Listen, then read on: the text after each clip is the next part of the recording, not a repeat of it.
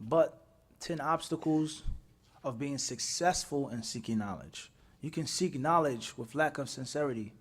You can seek knowledge with arrogance and conceit. You can seek knowledge from books without sitting with scholars and teachers and instructors. You can seek knowledge with procrastination and with longing and hoping, but you won't necessarily be successful. Your search of knowledge won't necessarily be fruitful. And if it is, or you are tested, Allah tests you with some type of outward worldly success, some type of outward worldly fruition, know for sure that which awaits you in the hereafter is going to be something may Allah protect us all from, of a horrible state, a terrible state on that day. Let alone what the people of knowledge mention with regards to su'ul khatimah, a person dying in a bad state. Ibn Rajab rahimahullah and others, they've mentioned that whenever someone dies in a bad state, they don't get the tawfiq to say the kalima of the shahada, the kalima of tawheed, or they die and their face looks a certain way, or a very, very bad way of dying.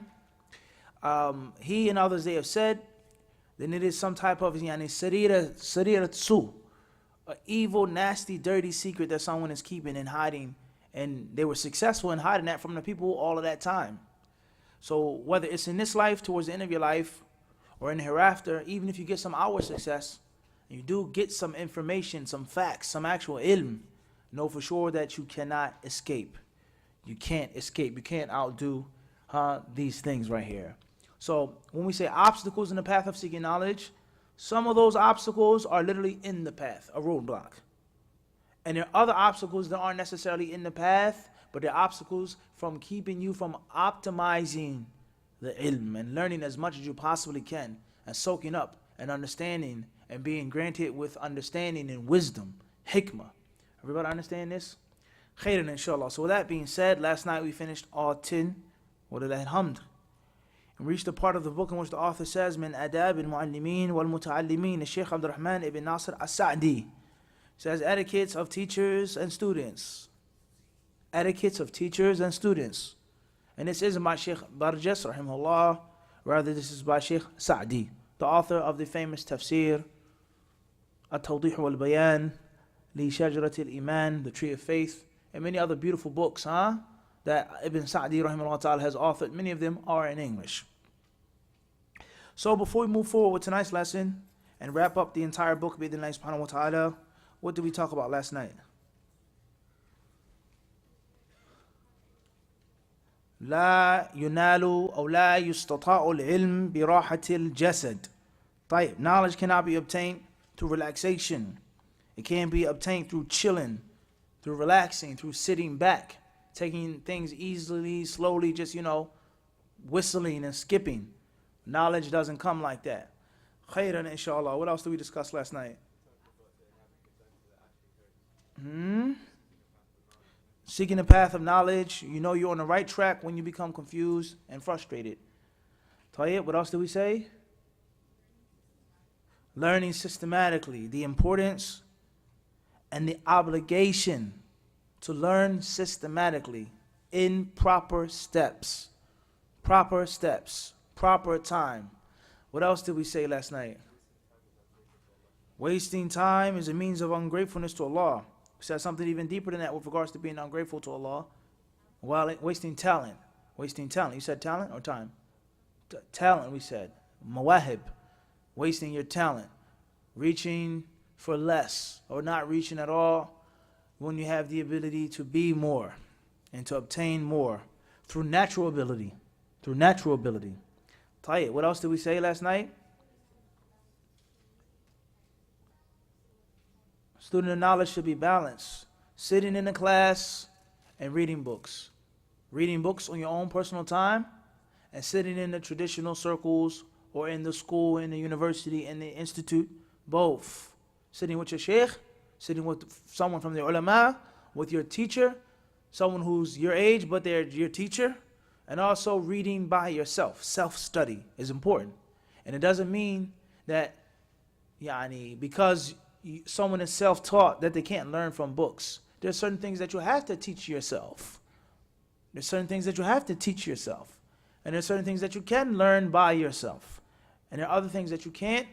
And even with the things that you can teach yourself, and you do teach yourself, you make sure that you have the proper understanding. What's important is from the beauty of sitting with the ulama, from the beauty of learning from teachers and instructors, and notice how we made a clear difference, because many people, they think that it's only sitting with the ulama, and that's wrong. And we saw this in the Prophet ﷺ city. Sit with the ulama in the Prophet's masjid, and Sheikh's house, sit with him, don't go to school, don't go to the kulliyah, it's not muhim. It's not important at all, because the teacher is a deviant anyway. The teacher is a hizbi, you don't even have to go to class, you don't have to study with him. You're only in Medina for a visa to sit with the ulama. Wallahi, they were saying this in abundance. It's the only reason why you're here. It's to sit with the scholars. School means nothing. And they'll use the dalil al-i'timadu al-kutub dun ulama. So we said sitting with the ulama, the big shots, the scholars, big ulama, this doctor, this teacher, this muallim, this ustadh. All of that is what's meant by that ayat. Not depending solely upon books. Everybody understand this? And your teacher, your ustadh, doesn't have to be, as we said, the flashiest person. Doesn't mean that. Sometimes someone who isn't as flashy and famous and well known may be more beneficial to you specifically. Even though this is the Mufti of Saudi Arabia. This is the biggest alim of the town, of the city. But it doesn't mean that you benefited from him the most. Whether his language, whatever the case is. So the principle is not to just be self-taught. And that doesn't mean not to read books. It doesn't mean avoid reading books.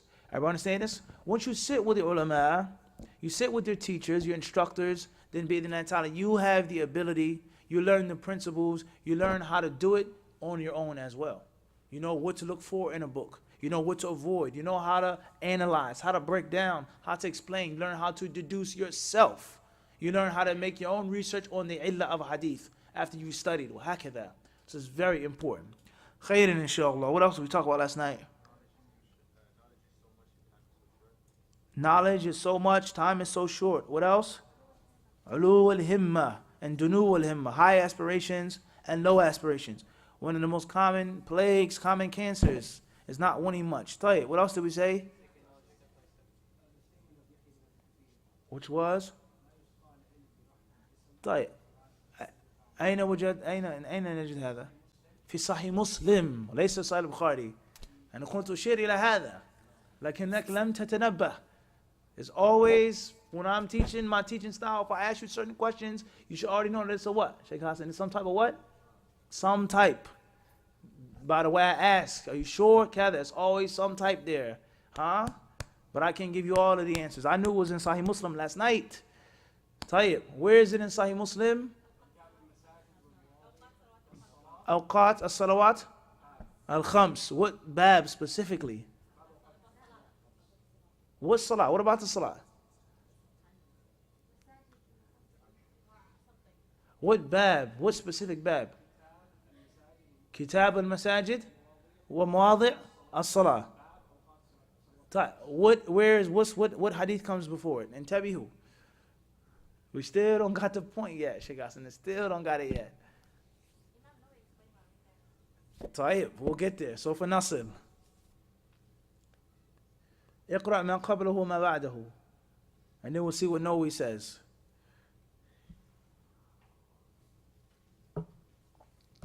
Tayyib, who has the makan from Sahih Muslim?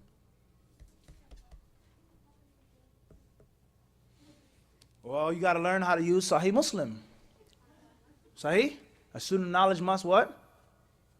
Learn how to use Sahih Muslim, how to read it. A student of knowledge must pay attention. We do the Lulu Marjan classes. That's it. And we always say about Sahih Muslim that Imam Muslim never put in the abwab. Lam yubawib. وإنما جعل الكتب العامة. والذي بوب هو الشارح أو المختصر. سواء النووي أو القرطبي أو غيرهما. ها. بسم الله. تفضل.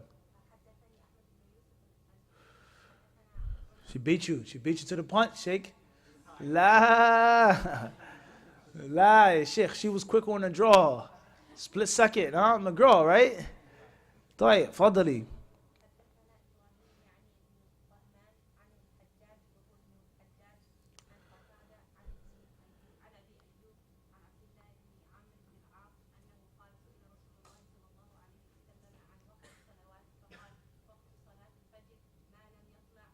طيب الحديث الذي بعده.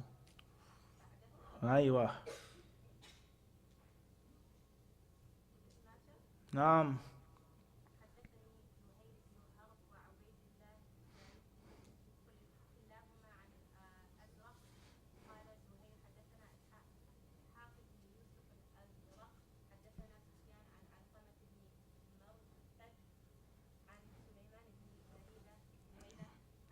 طيب وقف. ماذا قال الإمام النووي؟ لا، عن أثر يحيى بن أبي كثير.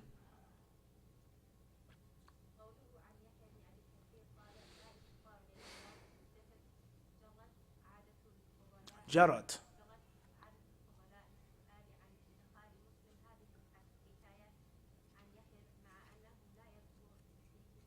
لا يذكر أو لا يذكر في كتابه إلا عليه الصلاة والسلام محضة.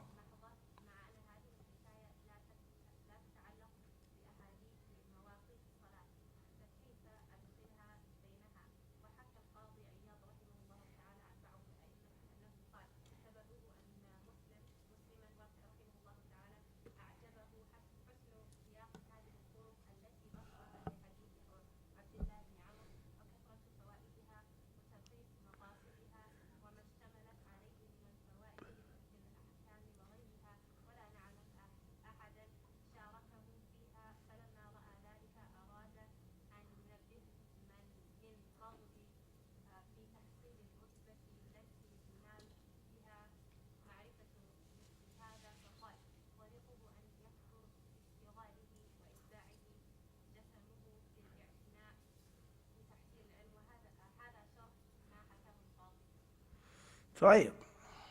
No, he's basically saying that the athar of Yahya ibn Kathir has nothing to do with the chapter of Salah.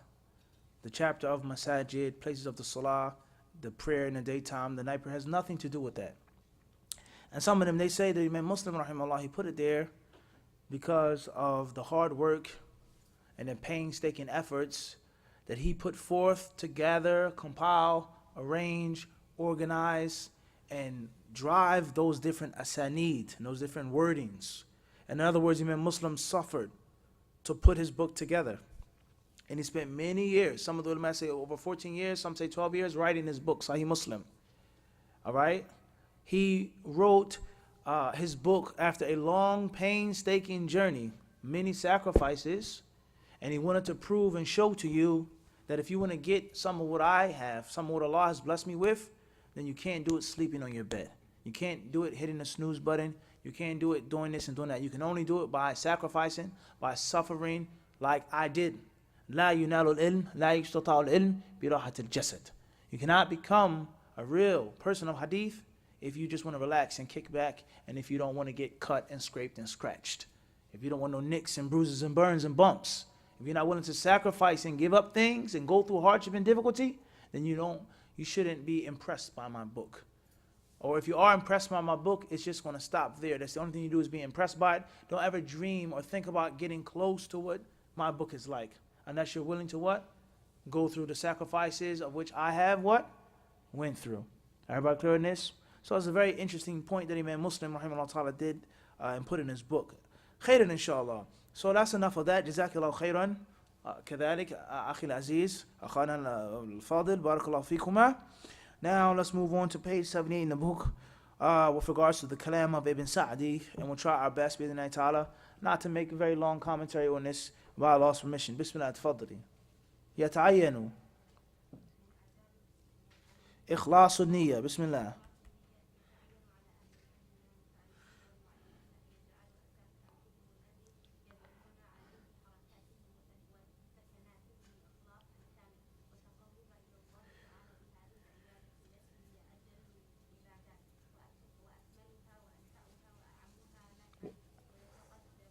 ويتفقد.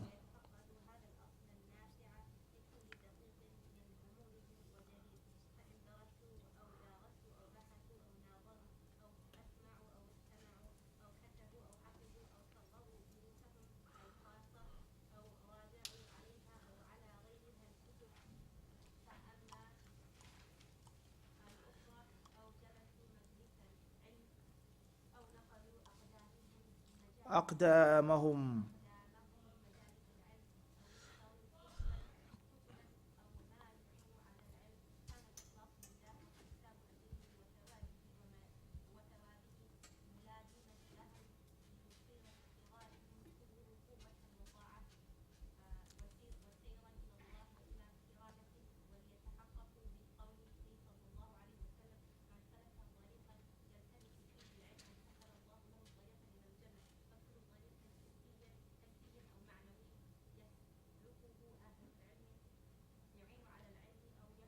أو يحصله.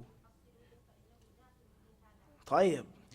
Ibn Sa'di rahimahullah, the first point he says, just like the author, and this, whenever you're studying in a book, and you study another book in the third and the fourth and the fifth, or one class, you see there's certain principles that are totally universal. Totally universal. And it isn't made up by one scholar or one alim. It's proven that it's from one divine source. And that is al-ikhlas. Al-ikhlas. Sincerity for Allah subhanahu wa ta'ala. The next fact that we take from this is that becoming a great champion doesn't always necessarily mean through the flashy, fancy moves. But one of the most important and crucial ingredients is just solid fundamental skills. Solid fundamentals. That's it. It doesn't always mean this fancy move and that fancy, just solid fundamentals. Al-ikhlas, al-ikhlas, al-ikhlas. That's more than enough to be repeated, to be explained, to be expounded upon. That's a fundamental thing that can take you so far with regards to the proper do's and don'ts and the etiquettes. Khairan, inshallah. Ibn Sa'di, he says, يتعين على أهل العلم من المتعلمين والمعلمين أن يجعلوا أساس أمرهم الذي يبنون عليه حركاتهم وسكناتهم الإخلاص الكامل. He says that it's mandatory upon the people of knowledge, from teachers and students and teachers. So he called students also from those who are attributed to knowledge, those who are involved with knowledge, to make the foundation of everything that they do, when they're sitting still, when they're moving about, pure sincerity for Allah subhanahu wa ta'ala. Seeking closeness to Allah Azza wa Jal with this act of worship, which is the greatest acts of worship. The most complete, the most perfect act of worship. The most general act of worship which has the most general benefit for everyone. And that is ilm. Knowledge, the best thing to do. Greatest thing to do. The most beneficial thing to do. The greatest means of charity to people is to seek and to teach knowledge. Greatest act of ibadah. He says they have to constantly pay attention to this beneficial principle in everything that they do. Small or large, major or minor. Whenever they teach, whenever they review, whenever they study, whenever they research, whenever they debate, whenever they listen, whenever they allow others to read upon them or to them, when they write books, when they memorize, when they repeat their lessons, whatever they're doing a review, they must make sure that they're doing it for Allah subhanahu wa ta'ala. Going from one class to another, one sitting to another, walking, driving, flying, running, on your feet, wherever you're going, make sure that it's for Allah subhanahu wa ta'ala. He says even when they buy books, Allahu Akbar, in the bookstores, brothers, they go crazy. Books, this book, that book, this copy. Brothers hide books from each other. Lie about how much the book costs, or they'll hide a book if they can't buy it. Only Allah knows if we ever did that. And if we did, may Allah forgive us for that. You go to the bookstore, you see a crazy book that you don't have enough money, you do what? Put it in you take it from the hadith section, you walk all the way to, for example, the comic book section. This was a used bookstore. Or Arabic novels, the crazy novels. It's well known. They have bookstores, they have non-Islamic books in there. So you may take this gym, it's a gym that you can't afford right now. You take it from the hadith section where all the other sharks are going to come swimming, sniffing for blood, and you put it somewhere as a crazy newspaper or magazine section where no one else can find it but you. Next month you get your stipend, or the brothers from America, Canada, they send you your money, you go back to the book, say what? You clear on this? This is a reality. This is a reality. Or certain people says, what sheikh did you get this ijazah from? And he doesn't tell you, or he lies, or he hides the ijazah. I'm the only one with this ijazah in Canada. He says whatever they do, bookstores, wherever you go, you have to do it for Allah subhanahu wa ta'ala. And make sure that you're looking for the reward. احتساب أجره وثوابه. It's something that has to be stuck to you, like the color of your skin. Huh? He says, everything that you do of ilm, teaching, learning, traveling, writing, buying, selling, and whatever it is a means of, he says, quwwatan, strength, obedience, and traveling to Allah subhanahu wa ta'ala and to the abode of Allah Azza wa Jalla's generosity. And this, bid'nai ta'ala, will be a means of them obtaining the promise. He who treads a path in which he seeks knowledge, Allah will make it easy for him to paradise. He says, so each and every path, hissi or ma'nawi, physical or metaphysical, meaning an actual road, traveling, every time the tire revolves, every spin of the propeller, wherever you're going, or ma'nawi, you learning, that's a path. Even if you're not walking, you're reading. He says it has to be bi'idhnillahi subhanahu wa ta'ala, something which is what is included in this. From that which helps the people learn and teach is included in this. When you go to sleep, when you eat, when you drink, everything that you do, all of your movements, bi'idhnillahi ta'ala, could be blessed by Allah, the Mighty and the Majestic. And it could be a major means of you getting closer to Allah. Just imagine that lifestyle. Everything that you do is ajr. There's never any loss. You get held up in the airport, you get stopped, you miss your flight, you get rejected. It's a what? It's not a loss. Because I sat there and I read, I sat there, I made istighfar, I sat there and it's never a loss. You're stuck in a traffic jam, it's never a loss. It's always something which is beneficial, because I'm going to a class, I'm going from a class, I'm making review, I'm listening to the Quran and Kareem in my car. It's never ever a loss. Just look how beautiful that life is, and it isn't something which is far-fetched. If you take the right steps, if you do what you're supposed to do, that can be you. It isn't something which is beyond your grasp. That can be you. It sounds dreamy, but bi'idhnillahi ta'ala, it's obtainable for each and every one of you, for those who want it. Tayyib. So that's the first point of advice, is to be sincere. Number 2.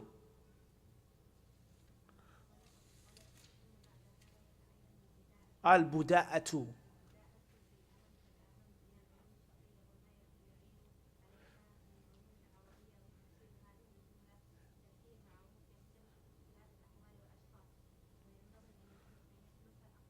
Aqraba.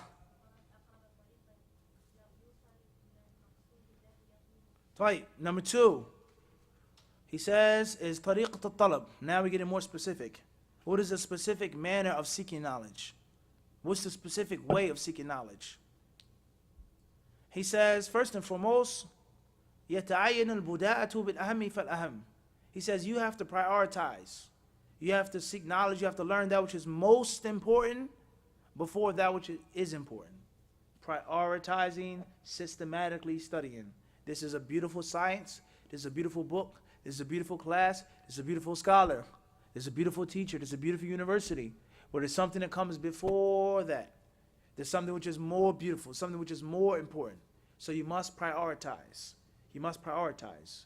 You must systematically prioritize. He says, anything from the Sharia sciences and anything which helps the Sharia sciences of Arabic. And he's speaking obviously to who? Arabic speaking people, Arabic reading people, let alone us. Everybody understand this? Even if you come from Arabic or Arabian, Middle Eastern ethnicity, or North African or East African ethnicity. But it doesn't mean that you know grammar. It doesn't mean that you know Nahu and Sarf. It doesn't mean that you know the proper Arabic. Let alone someone whose language is English or French or German.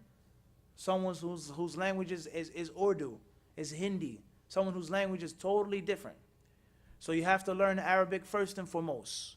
He says, in explaining this is well known. Kathirun ma'ruf. They have spoken about this in detail. The most important point here, he says, يَخْتَلِفُ بِاخْتِلَافِ الْأَحْوَالِ وَالْأَشْخَاصِ. And this differs from person to person, situation to situation, i.e. what? هَذَا هُوَ. There is no set rule. You have to do this book, you can't do that book first. You have to go here, abadan. Person and time. For this one, I say you start off a qatr al-nada. For this one, I say you need to go back to alif ba ta. This one is good for you to go to Kullat al-Hadith. And this one may go to Kullat al-Sharia. You can say it like that, right? But it don't roll off the tongue the same. Tayyib, barakallahu feek. Tayyib. He says, وَيَنْبَغِي أَنْ يَسْلُكَ أَقْرَبَ. He says, what's necessary here is for you to tread the closest, quickest, fastest path which leads you to your goal and objective. And not necessarily fastest. He says aqrab, closest. Because it may be longer, but it's better. Or maybe shorter, whatever the case may be. Everybody understand this? I.e., efficiency. Efficiency. You have to study efficiently.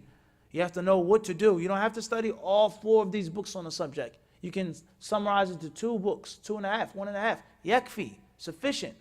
Everybody understand this? And save time, because time is limited and knowledge is what? So much. Khairan inshallah. Very important words. بعد ذلك وأن ينتقي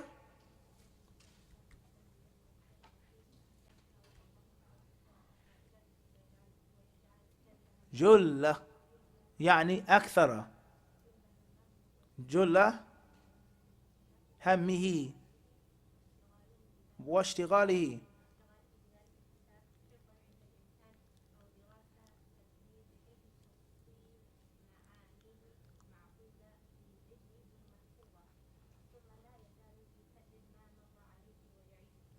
طيب, he then says afterwards, after you get the proper system, you get the proper books that you have to study, he says you have to select the books that you're studying. And listen here, how Ibn Sa'di, he mentioned books first. He didn't say anything about what?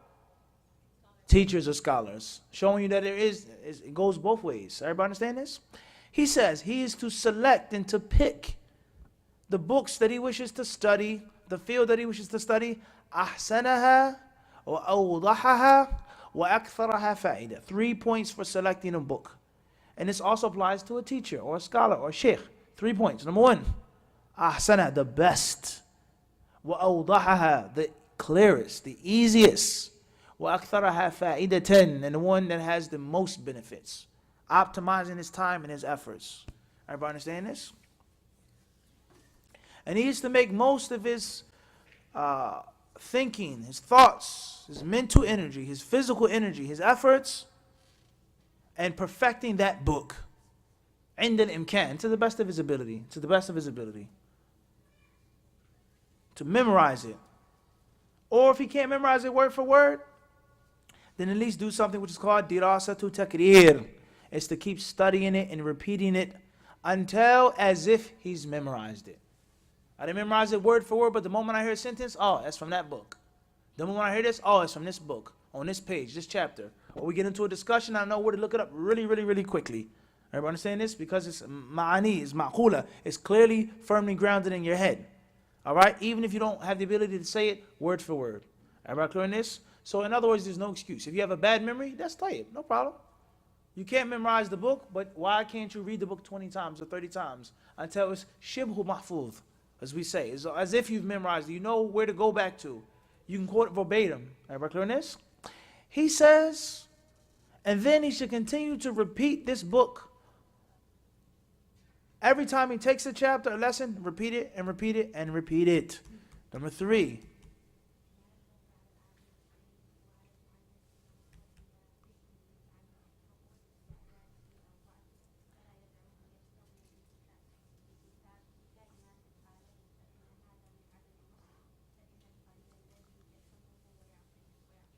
ويعقله عرضة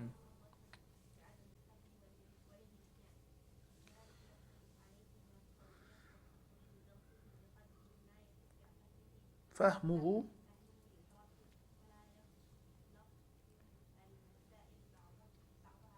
ولا يخلط المسائل بعضها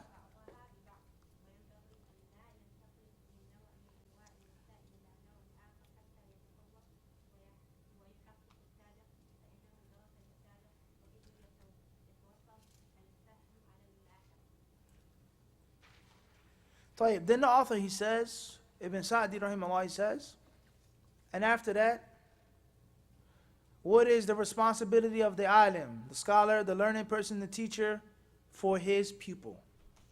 Going on both sides. He says that the teacher must look at the mind of the student. He must look how strong or how weak the student is. Strong or weak. And he's not to allow the student to be reckless, he says, to study any book, any text, any manual that is inappropriate. It's too difficult, or it's too easy. It goes on both sides. This book is too difficult or it's too what? Too easy. Sheikh, I'm going to read this book to you. No, la. Why not, Sheikh? Because I said so. You have to do what? Read something bigger. You have the ability to do what? To be greater. He says, he says, if you do this, then you're not being sincere. You're not being transparent to your student. Because a little bit of knowledge that the student understands and comprehends is better than a lot of knowledge that he gets half of. And he's eventually going to misunderstand it or forget it. And he needs to explain, he needs to teach, give examples according to the student's understanding. And he isn't to mix things up. As we always say, mixing what? Things up. Everybody understand this? If you do that accidentally, then that's poor. And if you do it intentionally, then that's evil. To confuse your student and mix him up and give him incorrect things and just not be sincere and transparent with your student. طيب. وينبغي أن لا ينتقل من نوع من أنواع المسائل. He says, and it's unnecessary for the teacher to jump from one subject to the next until the student truly comprehends, until the student has mastered what he has previously taken, because this is connected. بإذن الله سبحانه وتعالى, it's the past and the what? And the future. فأما إذا أدخل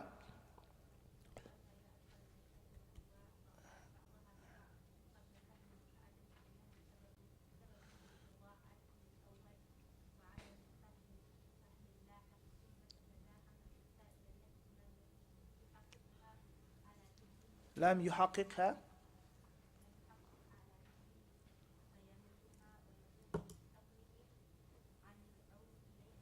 عن العود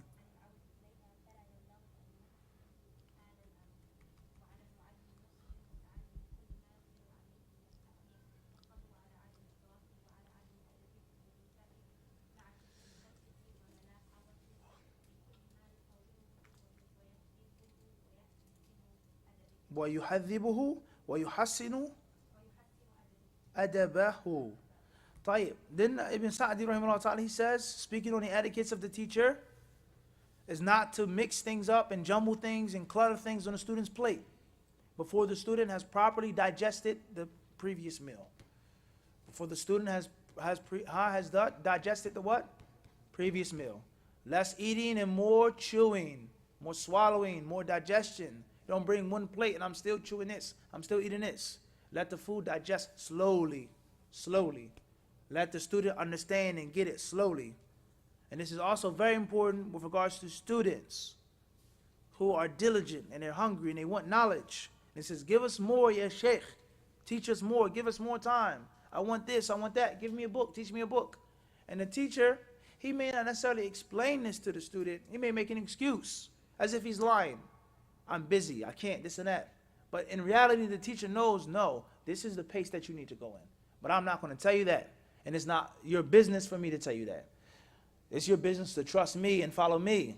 And I know what dosage to give you. Everybody understand this? I know what dosage to give you. How much food to give you. But you say more, more, more. No, that's enough for now.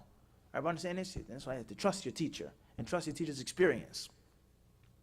Moving forward. He says, if this happens, فَإِنَّهُ سَبَبٌ لِإِضَاعَةِ الْأَوَّلِ, then it's a means of you wasting what you previously learned. And also misunderstanding what's coming in the future. Everybody understand this? To ruin yourself.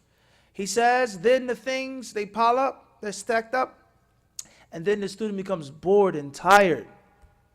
And he doesn't want to go back to them. So there's no way that the teacher can avoid this. So this goes to show you, you learn how to be a good student. And at the same time, you also have to learn how to be a good what? Teacher.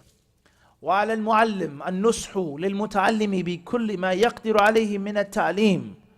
He says, and the teacher also has to be transparent and sincere to the student. Everything he has the ability to do. The teacher must be patient upon the student's lack of understanding. Don't be hasty upon the student. Be patient.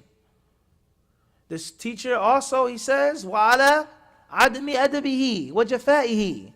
This teacher has to be what? Patient upon some disrespect of the student and lack of cultivation, uncouth, rough edges, doesn't know how to properly respect the teacher, how to ask a question.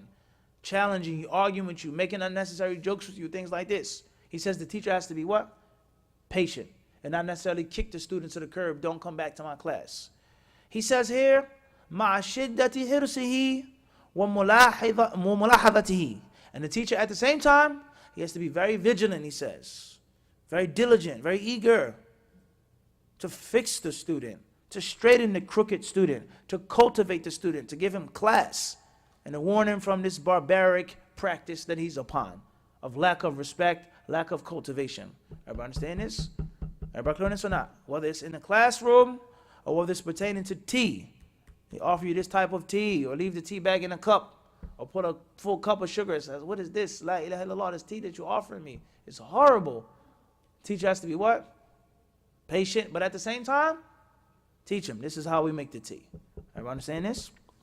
He says, لأن المتعلم له حق على المعلم حيث أقبل على اشتغال بالعلم الذي ينفعه وينفع الناس وحيث توجه للمعلم دون غيره وحيث كان ما يحمله من العلم عن المعلم هو عينه بضاعة المعلم فيحفظها وينميها ويتطلب بها المكاسب الرابحة فهو الولد الحقيقي للمعلم الوارث له قال تعالى فهب لي من لدنك وليا يرثني ويرث من آل يعقوب. Ibn Sa'di, he says, and the reason why this is an obligation is because the teacher, he says the student has a right upon the teacher. The student has a right upon the teacher. Whereas this person wants to busy himself with knowledge. He wants to learn, he wants to benefit himself and benefit others. And he came to the teacher, no one else. I came to you. I didn't go to him, I came what? To you. I want to study with you. So the teacher has to respect the student as well and honor the student as well. And the knowledge that this teacher is going to give to the student, he says, he says this is going to be the prophet. The student hopefully will memorize it. The teacher, when he teaches, it grows. The knowledge grows. It enhances. Bidnai ta'ala is a means of success. He says, so in reality, the student is a teacher's real child. That's your action, that's your project, that's your lineage. Your posterity are your disciples. Those are your real children. And they're those who will inherit from you, your heirs. They will take your inheritance. Your children, your real children may not learn from you. Your family member, they may not learn from you. Your children, your people may be the furthest from you. As is well known. Yahya ibn Ma'in, rahimahullah ta'ala, he said, Arba'atun, he says, La tu'nisu minhum rushdan. He says, 4 types of men, never expect them to be successful. Never expect them to be upon any good. And from them, he says, Wabnul muhaddith. He says, is the son of a hadith scholar. The son of a hadith scholar, in most cases, is not going to be upon hadith like his father. In most cases, he's not going to be strong like his father. There are exceptions to this rule, yes. But in most cases, that's not the case. That's the what? It's not, and it's the stranger who's as'ad bi'ilmi, he has a better portion. He's luckier with the knowledge of this man than his own what? Blood. In ab'ad al-nas, the people that are furthest, an-intifa' bi'ilmi al-alim ahlu, is well known. The people who are sometimes the worst and the furthest from benefiting is a scholar's what? Own family. This is a reality. A person's own what? Family. I may talk to you more than I talk to some of my family members. I may have a more consistent communication with my students than some of my what? Family members. Everybody understand this? So if this person is your son or your daughter, then you are to treat them with a certain type of respect. Everybody clear on this? He then says, quoting from Surah Maryam, فَهَبْ لِي مِنْ لَدُنْكَ وَلِيًّا, then give me from you, O Allah, a wali. يَرِثُنِي وَيَرِثُ مِنْ آلِ يَعْقُوبَ, will inherit me, inherit from the offspring of Jacob. وَالْمُرَادُ وِرَاثَةُ الْعِلْمِ وَالْحِكْمَةِ, and what's meant here is the inheritance of knowledge and wisdom. فالمعلم مأجور على نفس تعليمه سواء أفهم المتعلم أو لم يفهم فإذا فهم ما علمه أو ما علمه وانتفع به بنفسه ونفع غيره كان أجرا جاريا للمعلم ما دام ذلك النفع متسلسلا متصلا وهذه تجارة بمثلها يتنافس المتنافسون. He says, so the teacher will be rewarded for the sheer act of teaching, regardless whether the student gets it or not. If the student understands what the teacher taught him, and he benefits therewith, and he teaches others, then that is a continuous, everlasting reward for the teacher, as long as that knowledge continues to be handed on and passed down generation to generation. He says, and this is the tijara, this is the trade, this is the commerce, the buying and the selling that the true competitors compete on or compete in. Non-stop, endless reward. I taught you one thing. You teach your family, you teach your students, you go to this masjid. Only Allah knows. Right now, it's a manifestation of what he's saying. Raise your hands if you met Ibn Sa'di. Raise your hands if you know what he looked like if I showed you a picture of him.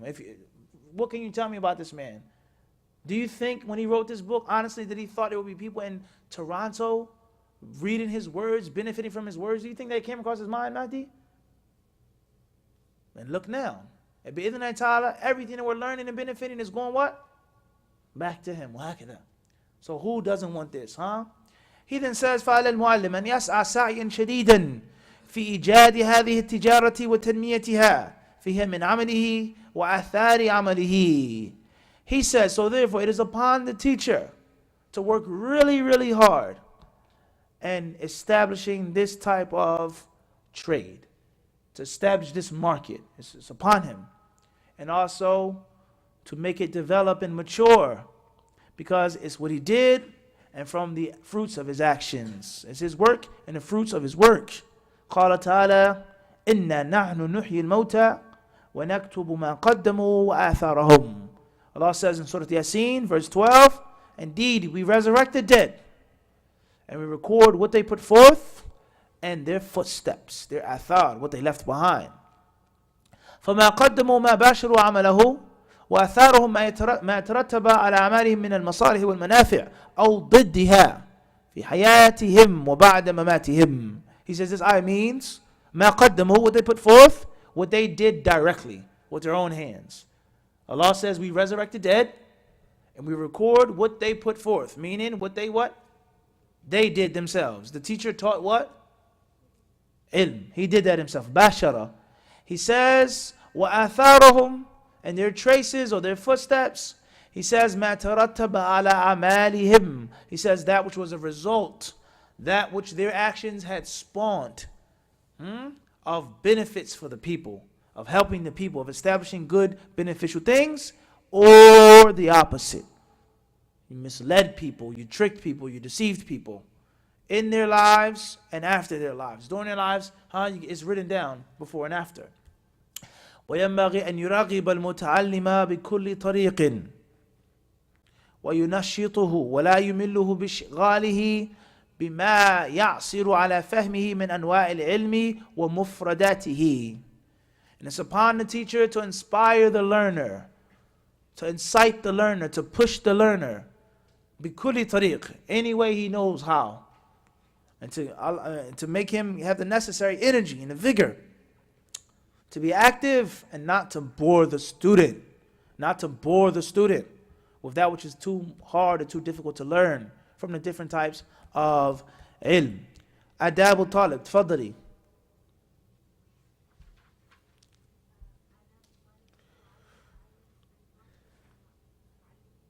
أن يوقر معلمه, هذا مفعول.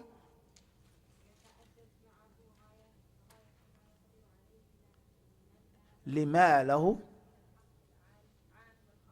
He says, as far as etiquettes of the learner, going back to the student, then it's upon the learner to respect his teacher, to honor his teacher, and to uphold the utmost amount of etiquettes, or the utmost amount of good manners that he possibly can. For two reasons: the general right that he has over him, and the specific right that the teacher has over the student. حق العالم العام.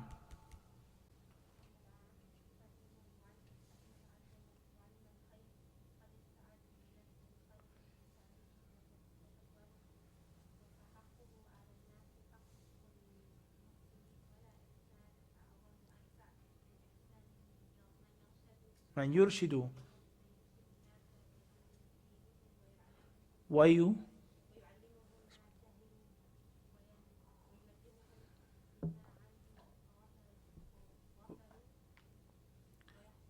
As far as the general right that the alim has, then he's teaching the people.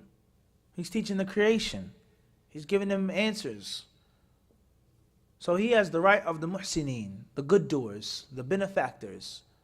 With sadaqah, with wealth, one's physical strength, those that are good doers to the people. Public servants, they help out the people, to give to the people. So that's one right. He says, and there's no ihsan, there's no good doing greater, bigger, and better than teaching the people about their religion and educating them about that which they're ignorant of, and informing them and pointing out their intention, that which they forget about. ويحصل من الخير وانقماع الشر ونشر الدين والمعارف النافعة ما هو من أنفع شيء للموحدين. He says, and when they do this, not only is it good that they're establishing and pushing and propagating, but the evil, the bad, becomes stifled. Becomes what? Becomes stifled. There's so much good that the evil has to do what? Lessen. There's not enough room in the town for this major a house of drugs or prostitution or alcohol, casino, and for this major operation of khair. It's just not enough room. Especially if the khair, if the haqq is strong, if it's outward, if it's boisterous, it's loud. It's just not, it's not enough room in one block. It's not enough room in one house. One of the two has to dominate the other. One of the two has to what? Has to dominate the what? Dominate the other. Everybody understand this? It's just that simple. He says here, and this is from the most beneficial things that takes place for the people of Tawheed. وَلِمَنْ أَتَى مِنْ بَعْدِهِمْ مِنْ ذُرِّيَّتِهِمْ وَغَيْرِهِمْ فَلَوْلَا الْعِلْمُ كَانَ النَّاسُ كَالْبَهَائِمِ فِي ظُلْمَةٍ يَتَخَبَّطُونَ. And everything that takes place, the children, the offspring, and if it wasn't for knowledge, people would be like cattle, beasts of burden, wandering blindlessly in darkness. فَالنُّورُ الَّذِي يُهْتَدَى بِهِ فِي الظُّلُمَاتِ وَالْحَيَاةُ لِلْقُلُوبِ وَالْأَرْوَاحِ وَالدِّينِ وَالدُّنْيَا وَالْبَلَدُ الَّذِي لَيْسَ فِيهِ مَنْ يُبَيِّنُ لِلنَّاسِ أُمُورَ دِينِهِمْ ويرشدهم لما ينتابهم مما هم في غاية الضرورة إليه قد فقد أهله من ضروراتهم ومصالحهم ما يضر فقده بدينهم ودنياهم. He says here, knowledge is the light with which is guidance in darkness. It's nourishment for the hearts and for the souls, for the deen and the dunya. And the country, the city, the town, the province, the village that doesn't have anyone to explain to the people their religion and guide them and instruct them. He says that which they're in the utmost need of, he says, and these people, they're missing out on a very necessary staple component of their faith and of their worldly life. They're lacking to a great extent. فمن كان هذا إحسانه وأثره على الخلق كيف لا يجب على كل مسلم محبته وتوقيره والقيام بحقوقه. He says, so one who's like this, how can it not be mandatory upon everyone to love him and respect him and to uphold his or her rights? حق العالم الخاص. تفضل يا أخي الكريم.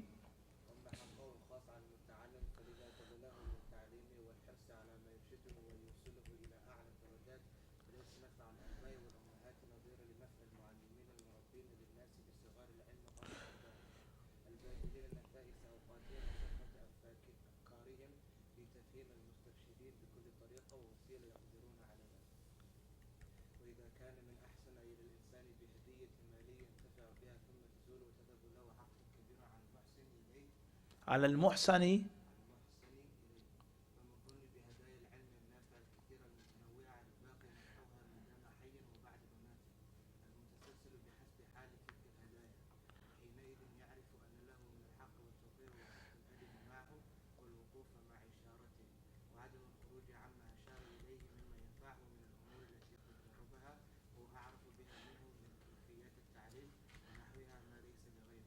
طيب Sheikh, hopefully in the next module بإذن الله تعالى, not every single class, but we're going to try to switch it up. Sheikh, maybe next time I'll like to sit towards the board. Inshallah ta'ala, I'll have another board for the brothers as well. Dim the lights and use the laser pointer. That way we can follow each word. Inshallah ta'ala. Jazakallah khairan. As far as the specific right that the alim has, then he goes on to say about how he was generous with his knowledge, how he was diligent and earnest to teach the students. He says parents, mothers, and fathers, what they put forth to their children is incomparable to that which the scholar and the teacher puts forth to his students, teaching them knowledge, simple, basic knowledge before the difficult and burdensome types of knowledge. He says, giving the most precious time that they have, giving them the most precious thoughts and pieces of advice that they have to the best of their ability. He says that's greater than the parents. If someone gives you a gift, the Sheikh says, a material possession as a gift, and that thing may not remain, it may go away. I give you a bottle of oil, some cologne, you use it all up, it goes away, khalas. Then there's a basic right that you have to the one who gave you that gift. Being grateful, being thankful. You thought about me, alhamdulillah. He says if that's the case with something that's material, then what about the knowledge that the people of knowledge give? What are those hadaya, gifts? He says kathira and mutanawiya. Many of them, and not just a lot, but he says diverse, different types of gifts. A fatwa, a hadith, a sharh, a class, a khutbah, a book, a visit. There's so many different gifts that the teacher gives you. He says things that will benefit you or benefit it after death. He says this is something that shows the tremendous right that they have. A person has to be respected. وعدم الخروج عما أشار إليه مما ينفعه من الأمور التي قد جربها هو أعرف بها منه من كيفيات تعليمه ونحوها مما ليس لغيره. And the experience of the alim, that he's been there, he's done that before you. طيب احترام العالم فضلي وليجلس بين يديه متأدبا ويظهر حاجته. هذا مضاف إليه.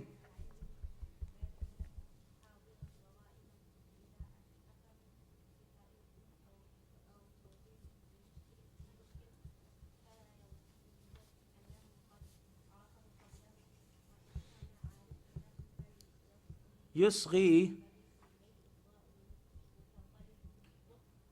متطلب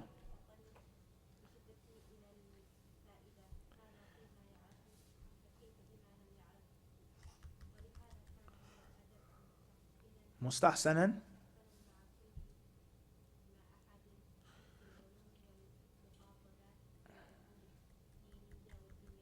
طيب, the next point, احترام العالم, is respecting the scholar, respecting the teacher, the one that you're sitting with.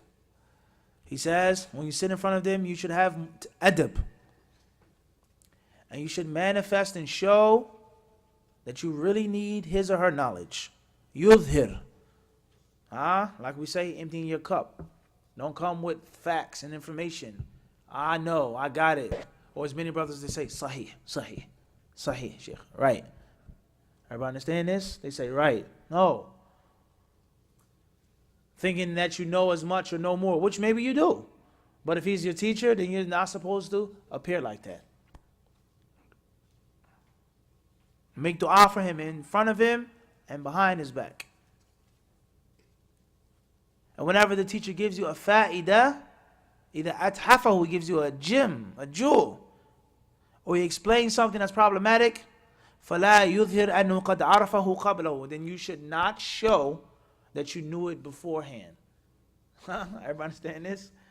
He gives you a fa'idah, something that you already learned. What you see, according to Ibn Sa'di, you should say, what, Sheikh Jami', what? Jazakallah khairan, Sheikh, Ustad. Even though I've been through that. Now what? Everybody understand this? Very important. Look at the psychology here that Ibn Sa'di is breaking down. Everybody understand this? Even if you know it, you don't have to necessarily tell the what? Teacher that you know that. Let alone something that you what? Don't even what? That you didn't even know. You give a fighter, they don't say anything. They don't make la. He says here, listen carefully, pay attention to the fa'idah regarding that which you know, let alone that which you what? Don't know. He says, well, he had that. He says, and this is a general etiquette with everybody. With what? Think about your child. What do you do when your young child comes up to you and says, Abby, I learned in school today something. Abby, did you know that such and such? Abby, did you know this? Did you know that? What is the first thing you say as a parent? Yeah, of course I know that. Common sense. You're in the second grade. I'm a grown man. What's the first thing you say to your child? What do you say? Oh, really? Jazakallah khairan. Tell me more what you learned. Because that is going to harm the child and push the child away from sharing what he has learned. Everybody understand this? This is deep psychology here. Everybody clear on this or not? طيب. He says, anybody that you deal with, religious and worldly issues, al-amalu idha akhta al-muallim. Yalla. Naam. Bismillah.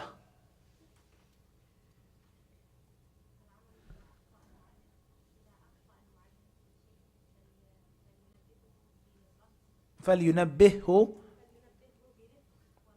ولطف.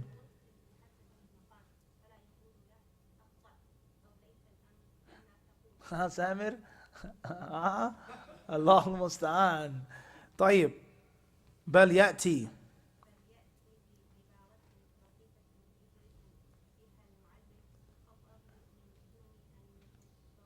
موشه قلبه.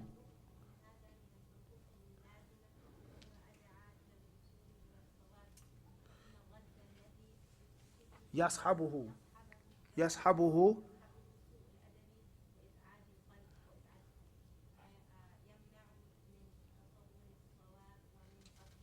طيب. What do you do if your teacher makes a mistake, Adam? This is considered to be a finely tuned etiquette of learning. What do you do if your teacher says something's wrong? He quoted the ayah, and the ayah is not like that. He said the hadith is here, it's not there. He said something with the wrong i'rab, whatever the case may be. He says whenever the teacher makes any mistake, the first step is to correct the teacher. But not necessarily correct him. He says, فَلْيُنَبِّهُ, point it out to him. بِرِفْقٍ وَلُطْفٍ, gently, courteously. بِحَسَبِ الْمَقَامِ, listen, according to the situation. I.e., you sitting with the teacher directly, just you and him, it's not like 300 students. Your personal ustadh. It's not like the general teacher in the class. بِحَسَب what? Al-maqam. Once more, it's what? Formless. There's no one what? Rule. You may have a close relationship with your teacher. You may not. Your teacher may be harsh. He may not be welcoming to any type of mistake. Huh? We heard this from many of our Sheikh in Medina, in the College of Hadith. Alhamdulillah, I didn't do this, but other students, they would go to them after the exam. Ya Sheikh, Jazakallah khairan. Kayf hada. One teacher said, I've been teaching this year, 30 years I've been teaching this subject. 30 sana. You're not even 30 years old yet. Who are you to ask me about this test? And he's dead wrong. He's wrong. The student is right. Fi'lan. Everyone understand this? And there are other mashayikh and other teachers that they don't mind. They say, Wallahi, Jazakallah khairan. Ahsant. Shukran. Bihasab ish? Al-maqam. According to the situation. Formless. He says, and he should not say to the teacher, akhta'ta, you messed up, you made a mistake. No, la. Huh? Samir? Tayyib? He says what? It's not like how you just said it. Laysa al-amru kama taqul. It's not like that, Sheikh. He says rather he should mention ibara, a phrase which is gentle, subtle, with which the teacher will realize the mistake that he just made. And smart people, they pick up on what? Signs, isharat. He says, Duna an yatashawwasha qalbuhu, without messing his mind up and his head up, disturbing him. There's no doubt about that. You're in a class, a student cuts you off, even if it's an accident, and reading, he just feels a little itchy. Feels a little what? Itchy. They cut you off. Oh, no. It's shawwash. It can happen.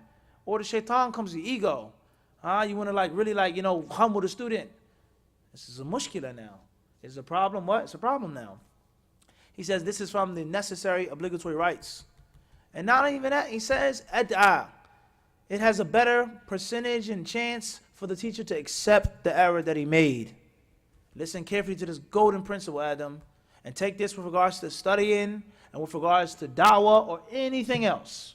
He says, فَإِنَّ الرَّدَّ الَّذِي يَصْحَبُهُ سُوءُ الْأَدَبِ وَإِزْعَاجُ الْقَلْبِ يَمْنَعُ مِنْ تَسَوُّرِ الصَّوَابِ وَمِنْ قَصْدِهِ. He says, because when a person says that you made a mistake, but it comes in a disrespectful manner, and it's something which clearly annoys and bothers your heart, then it prevents you from understanding what is being said. It prevents you from realizing what's right. Because the only thing you see is the ugliness and the negativity of how the person is approaching you. Certain human beings, they'll say, you know what, you're right. Even though you don't have the proper etiquette, say. But the average human being is what? Is going to fall victim to what? The bad etiquettes. Everybody understand this? Manners are crucial in human psychology. How you ask, how you say it. Everybody understand this? This is crucial. Moving forward. الرجوع عن الخطأ. وكما أن هذا لازم على المتعلم فعلى المعلم إذا أخطأ أن يرجع إلى الحق ولا يمنعه قول قاله ثم رأى الصواب في خلاف من مراجعة الحق والرجوع إليه فإن هذا علامة الإنصاف والتواضع للحق فالواجب اتباع الصواب سواء جاء على يد الصغير أو الكبير. He says when a student makes a mistake, the learner makes a mistake, he reads it wrong or he said it wrong, then he should return to the truth as well. And he shouldn't allow anything that he previously thought or said or read to prevent him from going back to the proper way of doing it.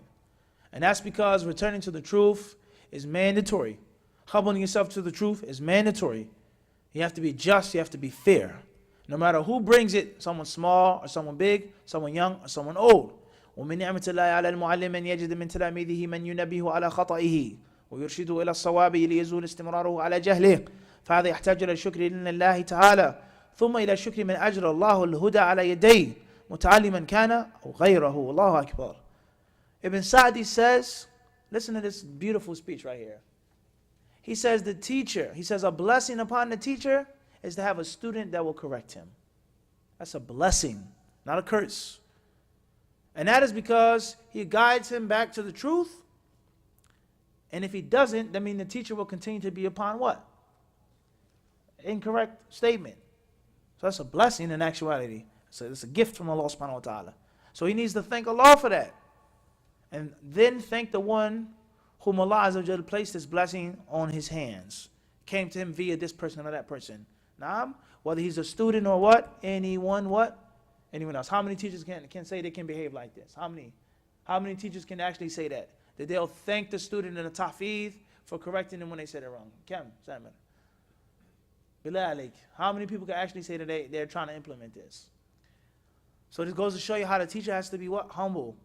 And also goes to show with regards to Hadith disciple school of thought is that everything about being a master is learnt from the pupil. You learn from the student. You learn about yourself, you learn about others, you learn about teaching. You're still a learner, even though you're what? A teacher. That's something that should go in the manual. Moving forward, قول العالم الله أعلم فيما لا يعلم. The next etiquette is for the learned person, the scholar, the teacher, when he's asked about something that he doesn't know, to say, Allah knows best. Allah knows best. ومن أعظم ما يجب على المعلمين أن يقولوا لما لا يعلمونه الله أعلم. He says from the greatest things that teachers must say, scholars must say, for that which they don't know is Allahu A'lam. Allah knows best. وليس هذا بناقص لأقدارهم بل هذا مما يزيد قدرهم ويستدل به على كمال دينهم وتحريهم للصواب. He says when they say this, it doesn't take away from their status. It doesn't diminish the respect that you have for them. Rather, it's the exact opposite. It's the exact opposite. And it shows that their religion is good and strong and they want the truth. How is this, you may ask? كيف هذا? If you ask me a question about Nahu or about Sirah or about Tafsir or Hadith, this is Hadith Sahih or this and that, I say Allahu Alam. Or come get back with me. Allahu Alam, get back with me please. Send it to me later. Let me think about it. Oh, he doesn't know what he's talking about. He doesn't know the basic simple question. See, he's not that strong. He's not went to Meccan. He didn't study this book and that book. He says rather it's a benefit. And obviously these benefits are only for people that are noble people. As far as someone who's low and base, then he can't benefit from that speech. He can't what? He can't benefit from that speech. If you say Allahu Alam or Yahtaj another, I have to review, backbite, make gossip. It's only for a student who's what? Has a good head on his or what? Shoulders. Someone of good stock, good background. Now, he says, and there are many benefits of refraining from speaking about that which you don't know. Pay close attention. The Sheikh rahimahullah, he says that which you what? Don't know. And it doesn't mean that you blame someone for answering a question or teaching something that they know. That's the extremism today. If a person knows and there's nothing that prevents him from answering in the mahdhur shari, then it is obligation to what? To give that knowledge and to spread that ilm. Everybody understand this? Everybody clear on this? Khairan inshallah. As we said the other day, it said what? I'm not bossy. I just have what? Better ideas. It's not that I want to control and be the dominant one, but your ideas just aren't that good. And my ideas are. So if I know something and I answer the question, he say, he has to say Allahu Alam. Shuf, he sat in the question and answer session for 2 hours and he didn't stop on one question. Shows that he's arrogant. He thinks he's the ulama, he thinks he's the mashayikh. He answered every single question that was thrown to him within 3 minutes. Brother asked me, he says, what are you trying to prove by answering a question in 3 minutes, ya akhi? What are you trying to prove? Why are you trying to show off to the people? SubhanAllah. This is sad. He says, وَفِي تَوَقُّفِ عَمَّا لَا يَعْلَمُ فَوَائِدُ كَثِيرَةٌ. He says there are many benefits of you stopping and refraining from speaking about that which you don't know. Many benefits. Minha, number 1. And هَذَا هُوَ الْوَاجِبُ عَلَيْهِ. He says, first and foremost, this isn't an option. You don't have a choice in the matter to answer a question that you don't know. You have to say Allahu Alam. You have to stop. So if that's the case, if that's the obligation, then when you do that, you now are doing what? It's ibadah. You're getting what? Reward. Because you're تمثل إيش؟ تمتثل الواجب الأمر. You're implementing Allah's command to you. Number 2, ومنها أنه إذا توقف وقال الله أعلم فما أسرع ما يأتيه علم ذلك من مراجعته أو مراجعة غيره فإن المتعلم إذا رأى معلمه قد توقف جد واجتهد في تحصيل علمها وإتحاف المعلم بها فما أحسن هذا الأثر. He says the second fruit is that when you stop or you say Allahu Alam, he says that in most cases the benefit comes to you really, really fast, really quick. You'll get the benefit. Whether he goes back to the books, he asks someone else, or the student brings the benefit. And that's because when a student sees that his teacher is being troubled or doesn't know something or forgot something, it should bother the student. Let me help out the Sheikh. Let me help out my teacher. Let me go find it for him. Everybody understand this? He says here, so he gives the gift to the teacher, and how beautiful this is. And wallahi, we saw this. We saw this in Medina. We saw this in Yemen. Teacher doesn't know something, the Sheikh doesn't know something. He said, go to the library. Go get this book. Go get this volume. They come back, come to the majlis. Naam ya Sheikh, qala hafidh ad-dar qutni rahimahullah kadha, and they read from the ilm. Khalas, got the faida. But if you act like you don't know, or try to jumble around and play around with it, then the students are not necessarily going to go back and research it. Or you yourself. So this, he says this goes to show us another principle of hadith disciplism is what? Is finding good in every situation. To find good in every situation. And oftentimes to invert and to flip the bad to the good. It's a good thing you getting stuck. Or you messing up, you read something and you forget something. It's a good thing. It's a good thing. As we said, and as we put in our manual, we learn little from victory, but we learn much from what? Defeat. We learn little from victory, but we learn a lot from defeat. Everybody understand this? You go back to the drawing board. You go back to the gym. Figure out, where did I go wrong? How did I lose that game? But if you win, you don't always necessarily keep that type of spirit, that hunger. You become complacent, laid back. You become arrogant, conceited. Everybody understand this? You blow out a team. How much are you actually going to learn from that game? Honestly. How much, Awali? Would you get blown out? You're going to what? No doubt. You're going to figure out, where did we go wrong? ومنها, number 3, أنه إذا توقف فيما لا يعرف كان دليلا على ثقته وأمانته وإتقانه فيما يجزم به من المسائل كما أن من عرف منه الإقدام على الكلام فيما لا يعلم كان ذلك داعيا للريب في كل ما يتكلم به حتى في الأمور الواضحة. Is that if he doesn't stop, or if he does stop, and he doesn't answer, he doesn't know, he says that's a proof about how much he's mastered and how much he's thoroughly understood that which he does talk about. And when he is decisive, huwa kada, huwa fi kada, al-hukum kada, it's like this, it's like that. It shows that when he does speak decisively, that he's what? He actually what? He actually knows it. Because if you ask him about something, he says, I don't know, or Allahu Alam, let me make review. That shows that it's not from his normal practice to talk about that which he isn't what? Really strong and well versed in. Once again, it shows taking adversity and turning it into what? Everyone said the bad and turning it into the what? to the good, and it's never a bad situation. It's never a bad situation. Everybody understand this? So you have more respect for your teacher. There's no doubt that if he's talking like this, then it means what? That's how it is. And the proof of that is, the moment he's asked about something that he doesn't know, he immediately what? Allahu alam, la adri, ma'alesh, I'm sorry, ma'alesh, I'm so sorry, I can't help you. But he says, naam, it's permissible. Then you have trust that he's read volumes and studied and listened and made a thorough review of the issue from the speech of the fuqaha. Tayyib. He says, and if that isn't the case, if a person always talks and he doesn't stop when he doesn't know, he says, then that is a means of people doubting that which is clear and simple. I don't know about that. I don't know. Allahu alam. You start doubting even the clear and the obvious. Everybody understand this? ومنها, the next fa'idah, the next fruit, أن المعلم إذا رأى منه المتعلمون التوقف فيما لا يعلم كان ذلك تعليما لهم وإرشادا لهذه الطريقة الحسنة والاقتداء بالأحوال والأعمال أبلغ من الاقتداء بالأقوال. Ibn Sayyidi rahimahullah, he says, the next benefit is that when the students see that this is the etiquette of the teacher, it's a means of them learning from him instructing him to follow this beautiful mode.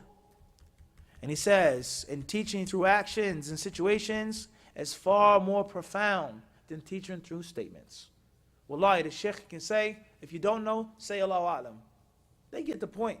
It's not the same as them being in the majlis with hundreds of people live on TV and he says, La adri, I don't know.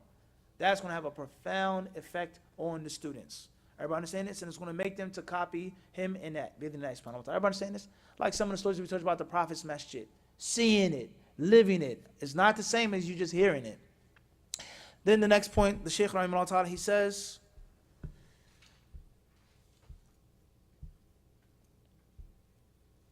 المناظرة بين المتعلمين ومما يعين على هذا المطلوب أنه يفتح المعلم للمتعلمين باب المناظرة في المسائل والاحتجاج وأن يكون القصد واحدا واتباع ما رجحته الأدلة فإنه إذا جعل هذا الأمر نصب عينيه وأعينهم تنورت الأفكار وعرفت المآخذ والبراهين واتبعت الحقائق وكان القصد الأصلي معرفة الحق واتباعه.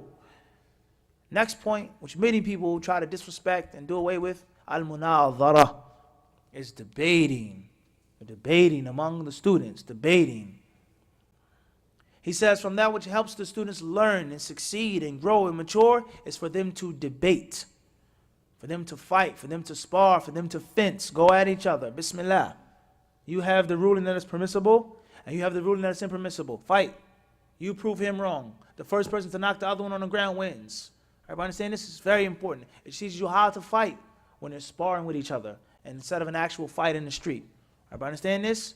You may have to defend this position one day. You may have to refute this person who's saying this falsehood in college, on the bus, on the train, in the masjid one day. If you're not sharp, if you're not trained, if you're not skilled, what's going to happen?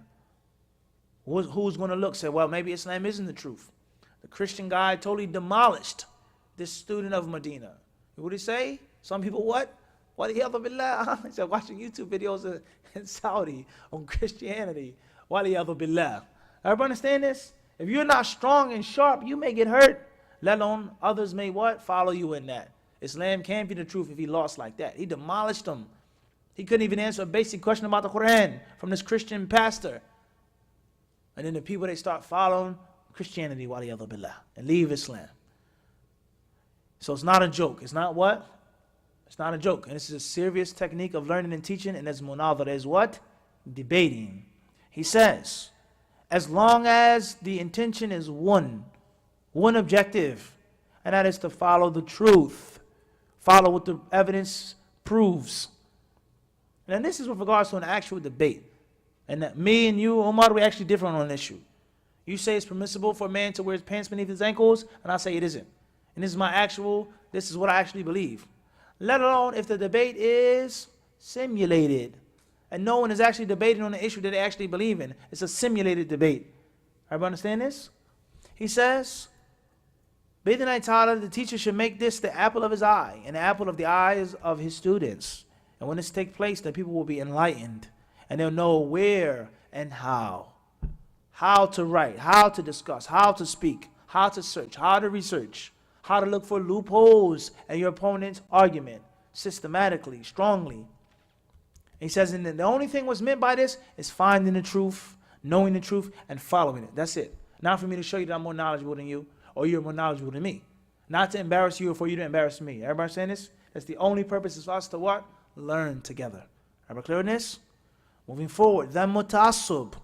Another very important point, which has become a staple today, unfortunately, and that is fanaticism, bigotry, clinging and sticking blindly to an opinion or sheikh or madhab or a jama'ah or whatever it is that you're sticking to and clinging to. فَالْحَذَرَ الْحَذَرَ مِنَ التَّعَصُّبِ لِلْأَقْوَالِ وَالْقَائِلِينَ. He says, beware, beware of fanaticism and bigotry to statements and people who make those statements. Just take those words right there. That's the lesson. Khalas. That's it right there. Beware of being a fanatical follower of a statement or person who what? Makes this statement. No matter how high and how lofty a person is. وأن يجعل القصد من المناظرة والمباحثة نصر القول الذي قاله أو قاله من يعظمه فإن التعصب مذهب للإخلاص مزيد لبهجة العلم مؤمن للحقائق فاتح باب الحقد والخصام الضار كما أن الإنصاف هو زينة العلم وعنوان الإخلاص والنصح والفلاح. Ibn Sa'di, he says, if a person's intention behind debating and arguing is to support his view or support the one who said that, the one whom he respects, he says, then this ta'assub, it snatches ikhlas, takes it away. It removes the light and the splendor of knowledge, and it causes people to be blind from reality. Mu'min, causes you not to see what's in front of you. You can't see anything. And it also opens up the door for malice. It opens up the door for the impermissible, blameworthy type of debating and arguing. Just like a person being fair, being just. He says that's zinatul ilm. That's the crown, the jewelry of knowledge, the beauty of knowledge. That's the hinna of knowledge. It adorns it. It makes it look nice. And it is the signpost of sincerity. Since he says transparency and success. Next point. التحذير من طلب العلم للدنيا. He says being careful, beware of seeking knowledge for worldly purposes. ثم الحذر من طلب العلم للأغراض الفاسدة والمقاصد السيئة من المباحات والممارات والرياء والسمعة وأن يجعله وسيلة للأمور الدنيوية والرياسة فليست هذه حال أهل العلم الذين هم أهله في الحقيقة ومن طلب العلم واستعمله في أغراضه السيئة فليس له في الآخرة من خلاق.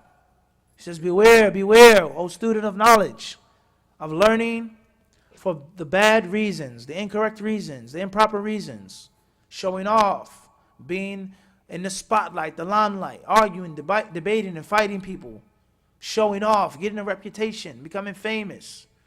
Beware of seeking knowledge just for worldly purposes and worldly leadership. He says this is not the quality, these aren't the qualities, this isn't the character, this is not the characteristics of the people of knowledge who are the true possessors of that knowledge in reality. He says anyone who seeks knowledge or uses knowledge for his own personal low desires, he will have nothing in hereafter. Will have nothing in hereafter. No fruit from all of that which he put forth and sacrificed. Next point, al-amalu bil-ilm. Acting upon one's knowledge. And we'll skip that, not because it isn't important, but because we explained that within the 10 obstacles. Even though we mentioned the class again, but obviously we're running, not short, but we want to maximize our time. We want to maximize our time. Khair, inshallah. Then he goes on to say, tariqatu ta'lim, how to teach. He goes on to speak on the proper way of teaching. Making examples, making illustrations. Giving the people one thing at a time, not moving on until you perfected it. As we explained, we'll skip that as well for lack of time. And our main focus is on actual students and not teachers. تعاهد محفوظات المتعلمين وينبغي تعاهد محفوظات المتعلمين ومعلوماتهم بالإعادة والامتحان والحث على المذاكرة والمراجعة وتكرار الدرس فإن التعلم بمنزلة الغرس للأشجار والدرس والمذاكرة والإعادة بمنزلة السقي لها وإزالة الأشياء الضارة عنها لتنمو وتزداد على الدوام. He says, looking after the students with regards to what they have memorized, with regards to what they have memorized. You have to look after them, test them, give them quizzes, pop quizzes. Encourage them to review, encourage them to repeat it. Encourage them to have study sessions. Because the knowledge and learning, he says learning is like what? Planting a tree. The class, the review, the revision is like pouring the water. So it got to be something that's constantly practiced on. Then the Sheikh rahimahullah, he says, Adabu Zamala, he says the etiquettes of being a friend. The etiquettes of being a comrade, of being a peer, someone being your contemporary, your classmates. What should you and what shouldn't you do? Something that we need. Many of us, we don't know this basic principle. It's how to be somebody's friend, how to listen to somebody, how to keep somebody's secret, how to look after, how to be there for your brother when he needs you. How to keep his amana. Many of us don't know this, unfortunately. Even if the people differ later on, even if the people, they turn different ways later on, this person was once your friend. He was once your close companion. You knew things about him, vice versa. This is very important. This person was once your teacher. Even if you differ with him later on, or you left his class, you can't just disrespect him. You can't just discard the teacher and disregard what they did for you. It doesn't work like that. وكما أن للمتعلم توقير معلمه والأدب معه فكذلك, he says here, أقرانه. He says here, just like the learner has to respect his teacher, have the proper etiquette with his teacher, he must also do the same with his classmates. والمتعلمون معه عليه من مراعاة حقوقهم. He has to look after them. He has to respect them. He says, فالصحبة في طلب العلم تجمع حقوقا كثيرة لأن لهم حق الأخوة والصحبة وحقوق الانتماء إلى معلمهم وأنهم بمنزلة أولاده وحقا لنفع بعضهم بعضا. He says here, your classmates have several rights over you, several rights. First and foremost, they're your brothers, same as sisters. He says they're your friends, your companions. He says all of you are attributed to one teacher, and you're all like his sons, his daughters, and you benefit and help each other out. ولهذا ينبغي أو ينبغي أن لا يدع ممكنا من نفع. طيب. Then he goes on to mention some more etiquettes with regards to this, and how to meet up and take advantage of their time, as we read in Ottawa. Moving forward, مدار الاشتغال بالناس. He says the harm of busying yourself with people, worrying and focusing excessively about other people. وليحذروا من الاشتغال بالناس والتفتيش عن أحوالهم والعيب لهم فإن ذلك إثم حاضر. He says beware of busying yourself with people and searching and looking for what they're doing and how they're doing it. Beware of searching for aib, looking for a blemish, a fault, or a defect. Beware of this, because that is an immediate sin. That's an immediate sin. وَالْمَعْصِيَةُ مِنْ أَهْلِ الْعِلْمِ أَعْظَمُ مِنْهَا مِنْ غَيْرِهِمْ. And for scholars and people of knowledge to make disobedience to Allah is far worse, it's far uglier than for anyone else to fall into it. It isn't the same. It's worse, because you know better. You're supposed to know better. You're supposed to have knowledge. You're supposed to be the best of us. We look up to you for guidance, and this is how you behave. Ibn Sa'di rahimahullah ta'ala, he says, وَلِأَنَّ غَيْرُهُمْ يَقْتَدِي بِهِمْ. And others take their example, like we just said. وَمَنْ كَانَ تَبْعُهُ الشَّرِّ مِنْ غَيْرِهِمْ جَعَلَهُمْ حُجَّةً لَهُ ولأن الاشتغال بالناس يضيع المصالح النافعة والوقت النفيس ويذهب ببهجة العلم ونوره. He says here, and those people who automatically they want something bad or negative, they'll just use an excuse to implement what's inside of them. See, Sheikh said it, or the student of knowledge, he said it, he's the same, so why not? Why can't I do it? Last but not least, he says when you busy yourself with people, you waste your own time. You waste your own efforts, your own energy. And it takes away the light of knowledge. You're just being crabby and nasty. Everybody's astray. Everybody's dal. Everybody's mudil. Everyone's jahil. No one but me, but us, but my sheikh. That makes knowledge look ugly. That extinguishes the flame of light of ilm. It's no longer a beautiful thing anymore. And this is what we live, or how we live in the West. They see sunnah, knowledge, this, salaf. No, not in this masjid. And it's supposed to be the exact opposite. When they see religious people trying to implement the sunnah, talking about knowledge, in the ulama, they're supposed to welcome that knowledge. They're supposed to beg. They're supposed to fight over you coming to our masjid in our center and giving a class and giving a khutbah. And not the exact opposite. We don't want that in our masjid. Everybody understand this? It uglifies knowledge. Al-qana'atu bil-yasir. Next piece of advice is to suffice yourself with just a little.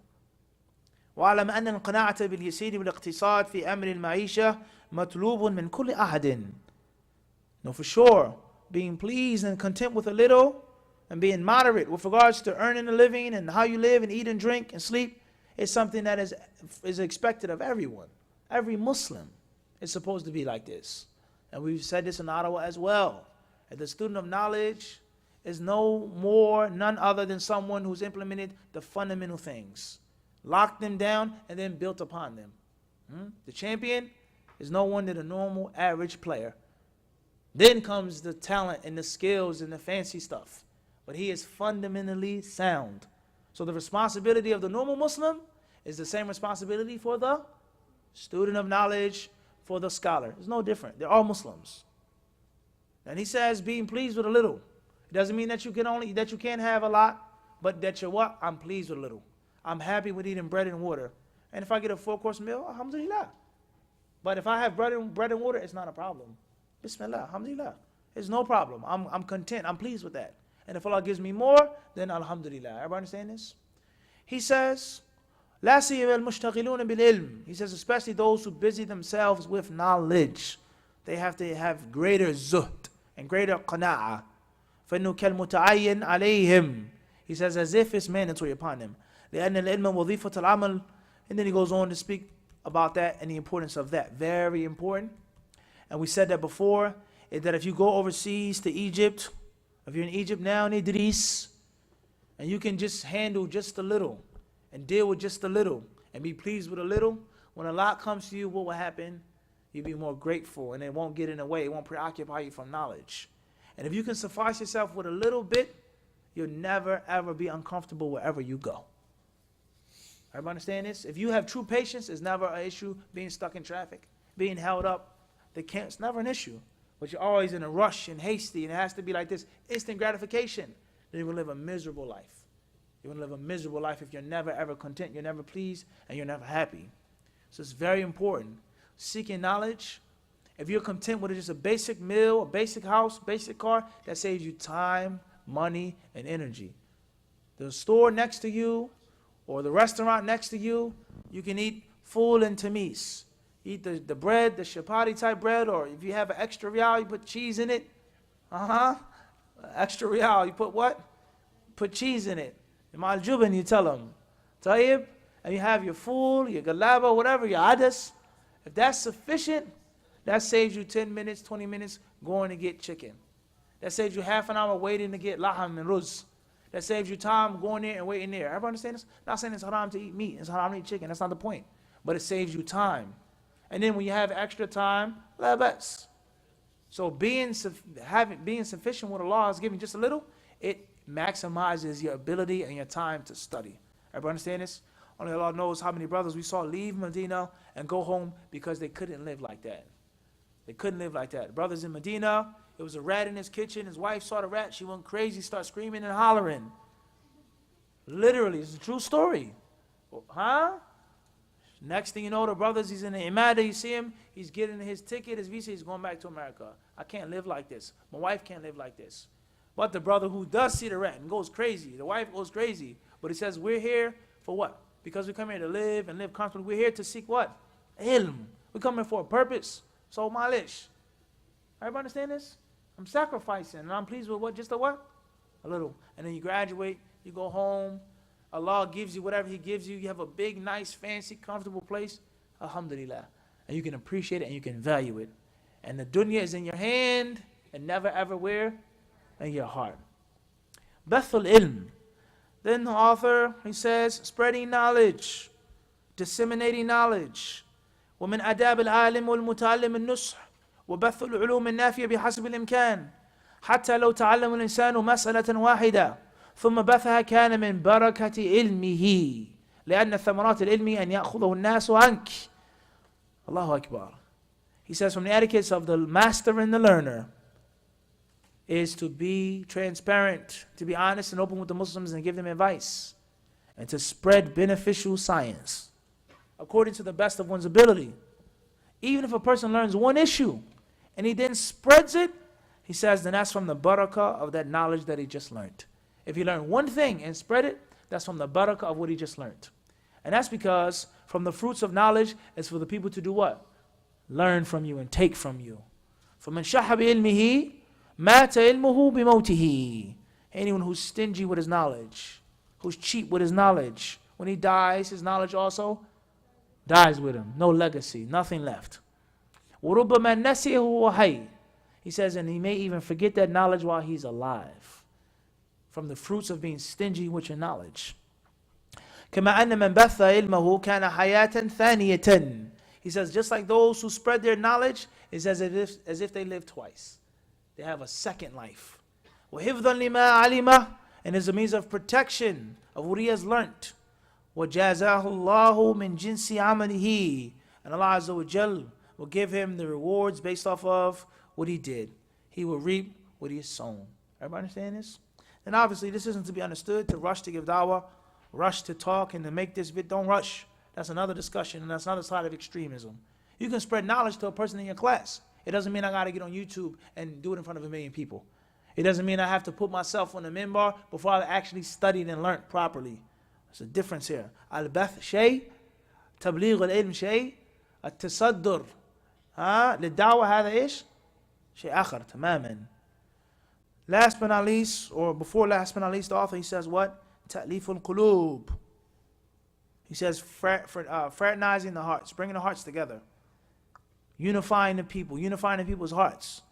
ومن أهم ما يتعين على أهل العلم معلمين أو متعلمين السعي في جمع كلمتهم وتأليف القلوب على ذلك وحسم أسباب الشر والعداوة. From the most important things upon the learner, upon the scholar, the teacher, is for them to work hard and being unified, for their hearts to be together, and to cut off and to shut every door that leads to vice, that leads to enmity, and that leads to mutual hatred among them.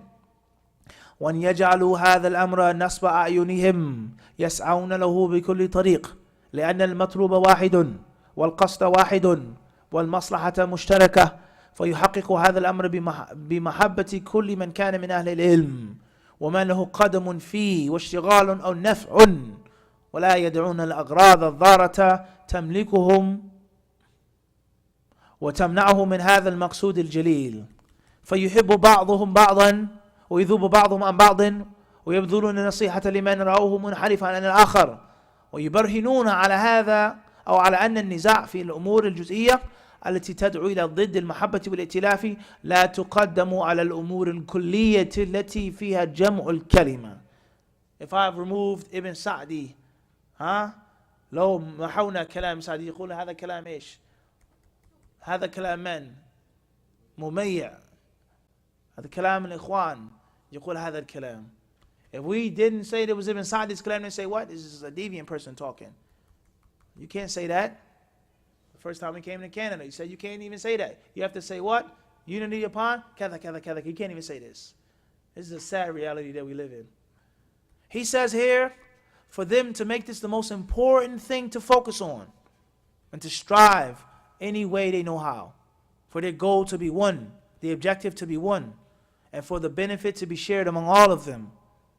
And for them, bid'nai ta'ala, to manifest this by loving everyone who's from the people of knowledge. He said what? Everyone from the what? People of knowledge. Not just some. Select a group, select a few, 3, 4, and then the rest. No. Everyone who's from the what? Ahl al-ilm. And those, he says, man lahu qadam. Those who they've done services to knowledge. They made tahqiq of books from the 80s, from the 70s. How many books did he write? How many people benefited from this Sheikh? Billahi alayk. Kam takharraj. How many people graduated from his chair, learned from him? How many people? He has a qadam. He has a firm foot in ilm and da'wah. Someone, he says, وَاشْتِغَالٌ, he says, and they busy themselves with this. Last but not least, he says, if that's not the case, what? He says, oh, naf'un. At least people what? Benefited from them. And they shouldn't allow these different ulterior motives to control them, to run them. They shouldn't allow their desires to prevent them from this noble goal. He says they are to love each other, protect each other, help each other, and give advice to those who err, those who go away from that which is correct.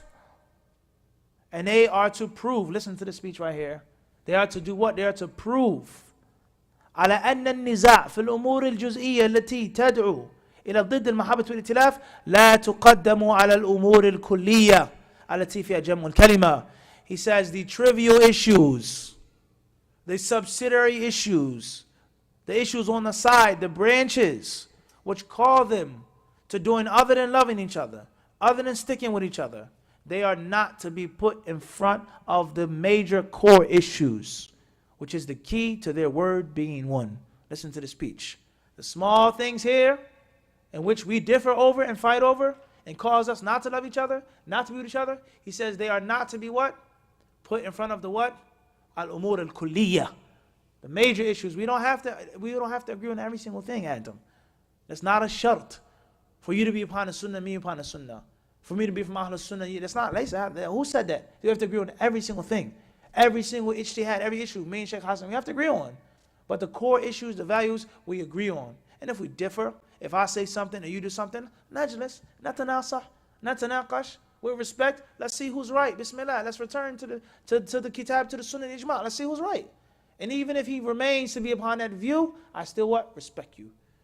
I still respect you. I keep your honor. This is totally opposite of what we experience today. Every single issue, the people have to agree on. And that's the way. This is unfortunate. He then says, وَلَا يَدْعُونَ أَعْدَاءَ الْعِلْمِ مِنَ الْعَوَامِ وَغَيْرِهِمْ يَتَمَكَّنُونَ مِنْ إِفْسَادِ ذَاتِ بَيْنِهِمْ أو ذَاتِ بَيْنِهِمْ وَتَفْرِيقِ كَلِمَتِهِمْ. And they should not allow the enemies of knowledge, whether they're the normal layman people, don't listen to them, don't study, see, look what's going to happen, this was going to happen, look what's going to happen. Don't allow anyone who's against knowledge to allow them to come and wedge themselves between their brothers and sisters with regards to knowledge. This speech, we need this. This is a very important speech. He goes on to say, min fawaid al-i'tilaf. And then he goes on to speak about the benefits of this. The benefits of this, فإن في تحقيق هذا المقصد الجليل والقيام به من المنافع ما لا يعد ولا يحصى. ولو لم يكن فيه إلا أن هذا هو الدين الذي حث عليه الشارع بكل طريق وأعظم من يلزم القيام به. طيب. He then says that this thing here, actualizing this noble cause, is so beneficial. It's impossible for us to sit down and to enumerate, for us to count, for us to bring up all of the fruits that we get from the people having this attitude, having this mindset, and most importantly, implementing and acting upon it. Bi-idhnillahi subhanahu wa ta'ala, you can go back to the original Arabic works. You can also go back to the English translation. If you wish to read everything, the Sheikh rahimahullah ta'ala says, وَصَلَّى اللَّهُ عَلَى مُحَمَّدٍ وَسَلَّى. He closes, and alhamdulillah, that's the end of the book. تَمَّتْ رِسَالَةُ Sheikh Abdul Rahman ibn Saidi. And then we have the index of the book. And we praise Allah subhanahu wa ta'ala for allowing us to begin and allowing us to finish. Walillahi alhamd. And it isn't for us to scorn our efforts. In 3 days, walillahi alhamd, we read over 107 pages. Some of us, we don't do that in a week, a month, a year. We don't finish an entire book. So Allah Azza wa Jalla was graceful and He was kind. Last but not least, I'm not going to make no special long dua for you, so please don't ask me. I'm not saying that that's haram or makruh or bid'ah. I'm not saying that, but I'm just not going to do that. However, what I am going to say, bi-idhnillahi subhanahu wa ta'ala, that it's upon me to be grateful to Allah, to be thankful to Allah. And where do I start with this? Allah made it easy for me to come here, to sit with you. Allah Azza wa Jal made it easy for us to sit with each other. So I'm grateful to Allah for that, for the trip, for the opportunity, and for all the different da'wah experiences, the brothers that I've met, etc. I'm grateful to Allah for that. And may Allah subhanahu wa ta'ala make us all grateful for that. As far as the people, the brothers and the sisters Then, of course, first and foremost, we're going to say the dawah, the center, so on and so forth. But I don't want to start off like that. I want to start off in another way, being the next subhanahu wa ta'ala. With regards to the brothers that have held me down in Ottawa and in Toronto. First and foremost is my friend, Brother Samir, who's been more than generous, more than kind, reaching out to me, hunting me down for dates, appointments, topics, schedules. Jazakallah khairan. Thank you. And I'm grateful for that. Also, my friend and my colleague, Sheikh Abu Umar Abdul Aziz. May Allah bless him as well for all he's done for me. Brother Umar, Brother Abdullah, Brother Ahmed, Abdurrahman's family, everybody who looked after us in Ottawa. It's a pleasure to meet you, Adam, all of the other brothers as well. It's a pleasure to meet all of you brothers that I met and I studied with and traveled with in Ottawa. May Allah bless you well. Also to the disciples of Ottawa who were eager, who were hungry, who wanted to seek, who wanted to learn, who wanted to have classes, who were generous to us as well. Brother Abdul Hayy, all of the shabab there in Ottawa, Abu Hudayfa, and all of the ikhwan and akhawat there that were kind to us and generous to us, we say to you, thank you. Jazakumullahu khairan wa barakallahu fikum. May Allah bless you and reward you in both worlds. As far as Toronto, then alhamdulillah, first I would like to give a shout out to my personal students, the sisters of what we call the dojo. Okay, Sister Hilal, Sister Fatima, Sister Huda, Sister Maryama, Sister Nasra, Sister Ida, Sister Nistaha. All of the sisters, bidnillahi subhanahu wa ta'ala, who studied with me throughout the year. You were more than kind, you were more than generous. You made time, you sacrificed to set up the classes, to set up the meetings, to ask the questions, to participate in class. Jazakumullah khairan. I appreciate that, and I'm grateful for having you as my students. Also, with regards to the brothers here, my friend, Sheikh Hassan, Abu Bilal, Jazakallahu khairan, for being warm, for being kind, and for being gracious, for inviting me and giving me the opportunity. I'm grateful, and I say this from the bottom of my heart to you. Brother Awali, Hussam, Muhammad Atta, all of the mashayikh, all of the brothers in the video room, my right-hand man on the trip is Brother Mahdi. Jazakallah khairan, it was a pleasure meeting you. It's never been a dull, boring moment with you. You were there for me, you looked after me, you helped me out, and I'm grateful for that. And all of the brothers here, Zubair, Hishan, everyone that I met, that I sat with, I traveled with, the young brothers, walillah alhamd, we're grateful and thankful to Allah for us allowing to be with each other. Sheikh Jama, Sheikh Abu Bakr, all of the mashayikh and the muallimeen and the satida, and Khalid ibn al-Walid Center as well. Thank all of you for your kindness, for your respect, and for your time. May Allah subhanahu wa ta'ala put it on your scale of good deeds. May Allah Azza wa Jalla allow you to benefit from the little bit that we've given you, and most importantly, allow you to get more, inshallah subhanahu wa ta'ala. That's the dua that we make, not saying inshallah to dua, because it's improper to say that in shi'ta. We're talking about just in general, inshallah, if that's what Allah wills. Last but not least, all of the brothers and the sisters here whose names I know and whose names I don't know. Those who I've met personally, hugged, I've shaken your hands, sisters that I can't hug and can't shake hands, whatever the case may be, and everybody who's online watching, and most importantly to the hadith disciples and the hadith disciples, those upon the hadith culture and disciplism, wherever you may be. We give a shout out to Idris in Egypt. He's watching. May Allah bless you, Akhil Kareem. We're happy that you're there, but it's unfortunate that you're not here with us. And everybody else who watched, who benefited, who learned, we thank all of you. We ask Allah Azza wa Jalla to make it as a means of something which is practical and tangible to benefit in your daily life. If you're a student of knowledge, a scholar, an imam, a layman, basic Muslim, jazakumullahu khairan. وآخر دعوانا أن الحمد لله رب العالمين وسبحان ربك رب العزة عما يصفون وسلام على المرسلين والحمد لله رب العالمين. Before we stop, if there are any questions on the topic or off the topic, now is the time for that. We will not accept any questions from Talabat al-Ilm. Anyone who's been to Riyadh or Damaj overseas, لا نستقبل أسئلتكم. We will not take your questions. معلش. تفضل يا أخي. If there are any questions from the brothers or the sisters, now is the time. Now is the time. Ukhti Hilal, please. It's yours. Allah bless you with that. Tafadali. Tafadal. Go ahead.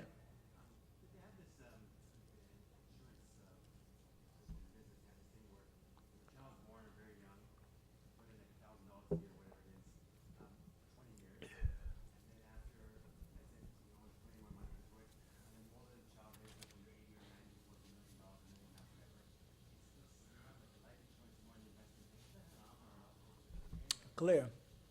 As far as investing money for your child, investing money for yourself, whether it's life insurance or not, whatever it's called, there's nothing wrong with investing money in Islam. To put up money and someone takes your money and they buy with it and they sell with it, they enhance it, they allow your money to grow. There's nothing wrong with that initially in Islam. There's nothing wrong with investing money in Islam.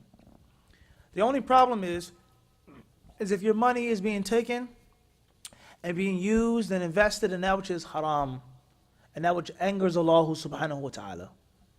Regardless, whether it's riba, usury, regardless, whether it is the flesh of swine, pornography, prostitution, alcohol, regardless whether it is Christianity, spreading Christian doctrine, anything that's being used which angers Allah Azza wa Jal and brings upon the wrath of Allah subhanahu wa ta'ala, it's haram for you to invest your money in. So that's the first scenario. The second scenario is your money is being invested in that which isn't haram. Clearly, there's nothing wrong with that, as we just said.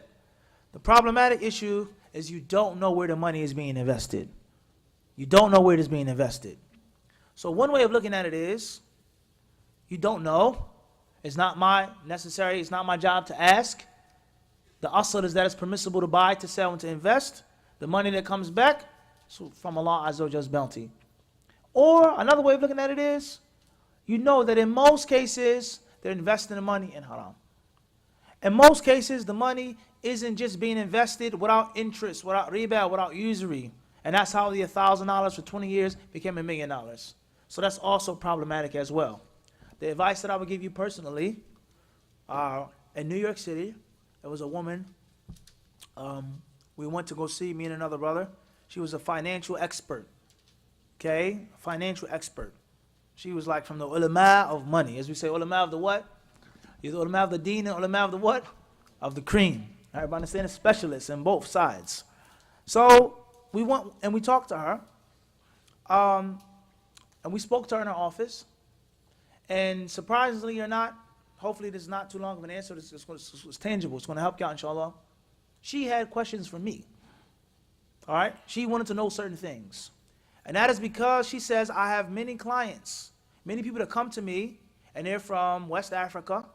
They're from the Middle East, UAE, Saudi Arabia, Kuwait, in America, whether they're living there, Democrats, diplomats, whatever, whoever they are, they come to me. All right? She's on Wall Street. She's top notch, yani, fil qimma. So she says, I want to know what goes with or against their faith. Because some of them ask me to invest their money only in halal.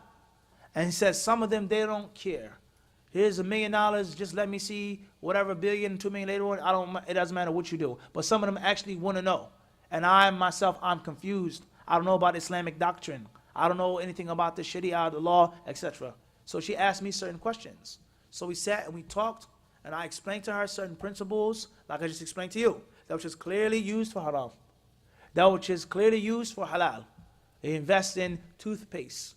You invest in microphones. Regardless of what the people using the microphones for, the microphone is originally a permissible thing. You invest in tea bags. Yeah, it's permissible. And then we have that which is gray and in the middle. And I spoke to her a few other issues, so on and so on and so forth. So after she got her questions and she got her answers, the tables were turned and it was time for us to ask her with regards to investing money, non-profit, and things like this. So the older brother that I was with, he was the one who plugged me into this lady, this woman of expertise. And we sat there, and she basically explained to us like this. She says, you as Muslims or Jews, clients who are Jews, he says there are many things in the financial world today you just cannot deal with, period. It's just not for you. It's not for you to get this type of money from investment. It's not for you. And there are many things which are for you and you can use. She said, I deal with my clients how they wish me to deal with them. if they come to me and they give me restrictions and they tell me do it like this but not like that, no matter what is the income, what is the turnaround on the investment, she says that is what I will do. And if you just say bring me back such and such amount of money, then I'll bring you back such and such amount of money. So the point was, she says, is that you have to have economic literacy. You have to understand basic terms. You have to understand basic concepts of money. What's a stock? What's a bond? What is a policy? Different things like this. He says the average person walking around doesn't have an idea about many things that are majorly effective on their lives. And she also said with regards to Muslims and Jewish clients, she says some of them, she says if you don't get involved in certain things and certain investments, she says then you're going to totally lose out. 10 years, 20 years, 30 years, 50 years, there will be another great leap in the economic world. And those who had no knowledge of the basics, had no investments of the basics, they're already left behind now. They'll be what? Way in the prehistoric age in another 20, 30 years. So therefore the point is that whoever you invest your money in, whoever you give your money to, make sure that you yourself are clear and frank what you want and what you don't want. Make sure you tell them your Islamic restrictions, and make sure you tell them that which is permissible and from the bounty of Allah subhanahu wa ta'ala. So if you give them the money, you lay down these restrictions, please don't put my wealth like this and like that. And the intricacies and the details of the wealth, I don't need to know, I don't want to know about. Just nothing clearly, obviously haram, displeasing to God Almighty, whom I believe in my religion. If that's what you do, and they invest your money, Bismillah. There's nothing wrong with that, with those conditions. As far as someone says it's haram to invest any money because of riba, the whole entire system today is based off of riba. The whole economic financial system is based off of riba. And it's not just Canada or America. Overseas, there's riba. Overseas, there are riba banks in abundance. Rather, there's some scholars who say there's no such thing as a riba-free bank. They said there are banks that have less riba, that try to fight it, but it's impossible. So the point that we're trying to get to is for you to have the basic education of the Islamic rulings and a basic education of the actual economic dealings. Make the conditions well known. Give your money to someone who's trustworthy, someone who is strong. إِنَّ خَيْرَ مَنْ اسْتَأْجَرْتَ الْقَوِيُّ الْأَمِينَ. The best person to put in charge, it says in the story of Musa alayhi salam and those women, he says, Al-Qawi Al-Amin. وَإِنِّي عَلَيْهِ إِيش لَقَوِيٌّ أَمِينٌ. For someone to be strong and for someone to be trustworthy. So this woman here, according to what we knew from her and saw from her, we consider her to be strong and trustworthy. She wasn't a Muslim, she was a Christian. But she respected Muslims and she respected people of religion. She respected honest, upright type of people, and she was also strong. Our office was full of accolades and awards and magazines and newspapers. The first woman like this, the first woman like that, the first woman to accomplish this. So she knew what she was doing. But she only moves and manipulates the pieces according to what? What you want. So if you don't know what you want, that's a problem. If you know that you want haram, that's a problem. You know what you want, you know what you can and cannot have, and you're upfront with it, then bi-idhnillahi, you'll find many, many financial, economic opportunities to invest your money. Many of them. So in brief, if you make those conditions, and if it's known, hopefully there's nothing wrong with that money being invested. Clear on that? Any type of investment, that's investment. As far as actual life insurance, then that's similar but a bit different. It's similar but a bit different. There are a few more details with regards to insurance in Islam. The basic rule is, oftentimes insurance is a necessity. You don't have a choice, you don't have an option. You can't open up a center or business unless you have some type of what? Insurance. And what would be the ruling if the Muslims weren't allowed to open up businesses, weren't allowed to open up schools and colleges and institutes? If this was a school, do you think it has to be what? Insured. So certain things which are a necessity, certain things the Muslims are compelled to do, and hopefully there's no sin in that. And there's certain things the Muslims do not need. Or even if they don't need it, but it isn't a major, major benefit. It's just something on the side, extra, and it's best to stay away from that. But that which is a necessity, or it isn't a necessity, but it's something in maslaha, raja, ghaliba, living in a time and a place in which the economic crunch is a reality. She said in 20, 30 years, she says you are going to be totally outdated if you don't have some type of dealing in some of these things. The Muslims are behind now. We have to beg for money to build a school, if we even have a school, or a masjid or a center. We have to put together crumbs and peanuts. She says if the Muslims don't start doing certain things, they're going to be way, way, way, way left behind. And it's going to be even more difficult to live in the modern world, in the West and in the East. So that's with regards to insurance. Certain types of insurance is mandatory, whether it's driving, whether it's having a business, a travel agent. He has to have certain things have to be insured. There's no choice. And b'idhnillahi ta'ala, the Islamic principle that the scholars mention is that if it's a necessity, there's no sin, or if it's an extreme difficulty and a major hardship, then there is no sin, with the intention of remaining pure, with the intention only doing it because of necessity or a major hardship, and not just extra, not just wanting more. Everybody understand this? Even though those things are relative. That's relative. One person may say it's not a necessity for the Muslims to have this type of investment. You don't even have to deal with the banks. It's not a necessity. It's extra. It's greed. And another may say, no, we cannot run a center by having money week to week. We can't flourish like that week to week. We need to have thousands and millions of dollars put up for necessity, for emergency. There's a fire, something happens. We have to have a cushion. There can't be no type of professional establishment and you're living from check to check. It doesn't work like that. So there are details in some of these issues. I've given you some of the general points. If it's a necessity or if it's a hardship, then that's one thing. Any type of insurance. If it isn't a necessity, if it isn't a hardship in avoiding it, if it isn't a major benefit that keeps you from harm and feeling in a difficult situation, then the Muslim is to avoid anything which involves that which angers Allah, whether it's interest or usury, whether it is buying and selling that which a person doesn't own, and many other type of illegal financial and economic dealings and transactions. And Allah knows best. Hopefully that's clear, inshallah. Tafadali.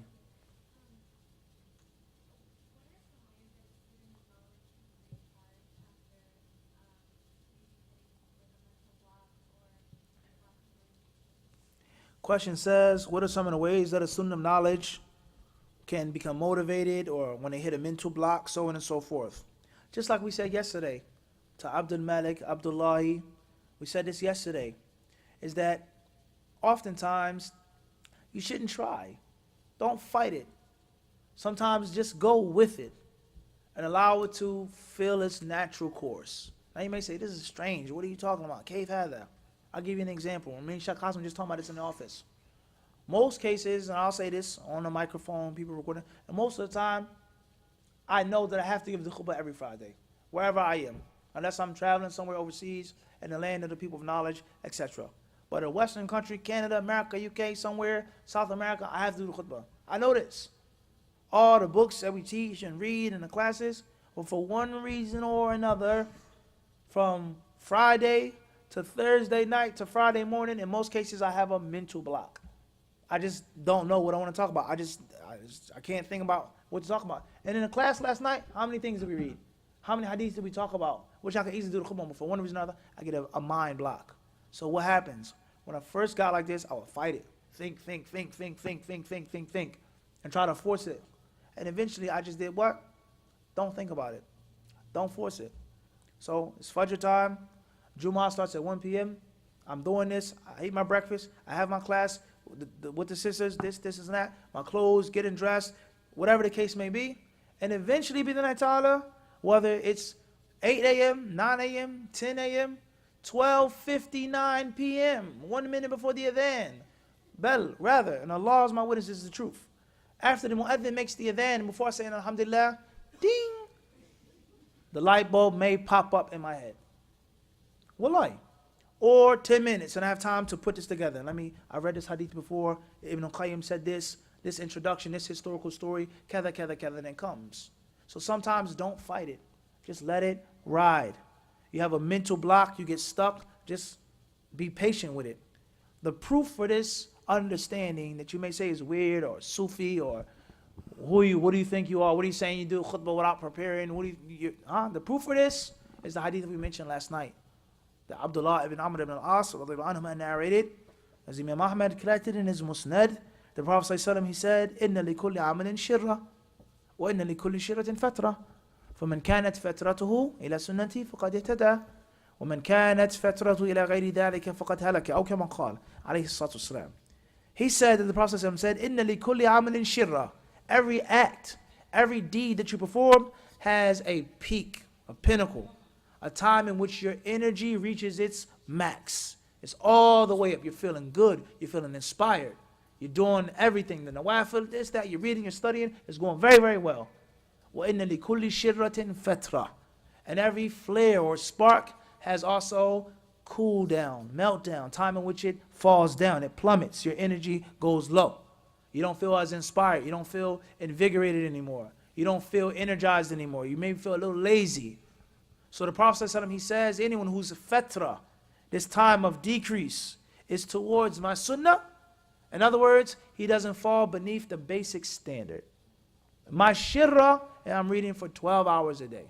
My shirra is that I'm taking 6 or 7 classes, sitting and studying. My shirra, I'm in my house, I'm in my apartment, I'm traveling, I'm listening to the whole Quran, half the Quran. I'm listening to 50 lectures, I'm writing, I'm authoring, I'm answering questions. It's my shirra. And then my fatra is that I at least read for an hour a day. Waliyadu billah. Or 1 class a day. Or just 1 juz out of the Quran that I read after Salat al-Fajr. But the problem is for my fatra to fall in which I don't read anything. I don't read any Quran. I don't do any study. So he whose fatra is towards the sunnah, meaning iqtisad. You don't fall beneath the basic standard, then you'll be guided, the hadith says. And if your fatra is towards other than my sunnah, the Prophet says, then you will be destroyed. So you can't push it and burn out. And then when you slacken, you don't do anything for a week or a month. You don't have the ability to keep that pace up 24/7 every single day out of the month, out of the year. The finals times is not like the times when you don't have finals. The beginning of the year is not like the middle of the year. It goes up, it goes what? Goes down. Let it flow naturally. As long as you don't fall beneath the what? Basic standard. There can't be, I didn't pick up a book for a week because I'm depressed, or I'm stressed, I'm having an anxiety attack, I'm just feeling lazy. La. You have to force yourself to pick the book up. Read it. Read something every single day. Everybody understand this? Bidnai ta'ala, that's one way. The second way is as you let it flow, you have to also gradually and progressively work on avoiding falling into that slump or that ditch. It's a place, a person, something that you eat, too much caffeine, you don't have enough iron. When you hang around this person, you start feeling a certain way. If too much time goes by, you don't make umrah, you start feeling a type of way. Whatever is the reason or the cause behind you falling into that slump, you have to, we said, not at once, not cold turkey. You have to gradually, progressively wean yourself off of that problem. Clear on that? So who you hang around, who are your friends, who you listen to, what inspiration, what goals in life do you have? The Prophet ﷺ is quoted by Abdullah ibn Amr ibn al-As as well, the hadith in the Mustadrak of Imam al-Hakim, that he says, إِنَّ الْإِيمَانَ لَا يَخْلَقُ وعلى ضبط آخر لا يخلق في جوف أحدكم كما يخلق الثوب البالي أو كما يخلق الثوب الخلق فاسأل الله أن يجدد الإيمان في قلوبكم أو كما قال عليه الصلاة والسلام. He says that a man can become worn out in your heart. A man can become tattered. It can become faded. It become holy in your heart. Ask Allah to renew Iman in your heart. So you read the life of Imam Ahmed and it inspired you and it pushed you to go forward.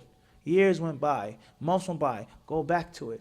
You got to keep the fire kindled. You have to keep it lit, keep feeding it fuel, keep it lit through reading, through studying, through meeting people, through getting in debates with people. You may have to even get embarrassed. You ask a question, oh man, someone you get into debate, anything, you get a bad grade on a test. And it is the means of what? You rekindling that initial love. So when you study and when you give dawah, it's very important for you to have anniversaries. Very important. This is the day when I first started studying. This is the day when I first graduated. This is the day when I went here and I met him. And you got to renew that what? The romance that you have with ilm. You have to renew it because it can grow, it can fade, it can become weak. Just like people's relationships. Just like what? People's relationships. Married for 30 years, 10 kids together. You get sick, fight, argue, you cheated, this and that. And the love starts to what? Diminishes, it fades. Let alone the other things between a husband and wife. This is the reality of life. So you have to constantly ask Allah to keep it, and do have those anniversaries with yourself. Go make umrah, go to the class, go sit with this one, go call this one, go debate, go read this book. You got to keep renewing it, bid'Allah subhanahu wa ta'ala. And Allah knows best. Fadal.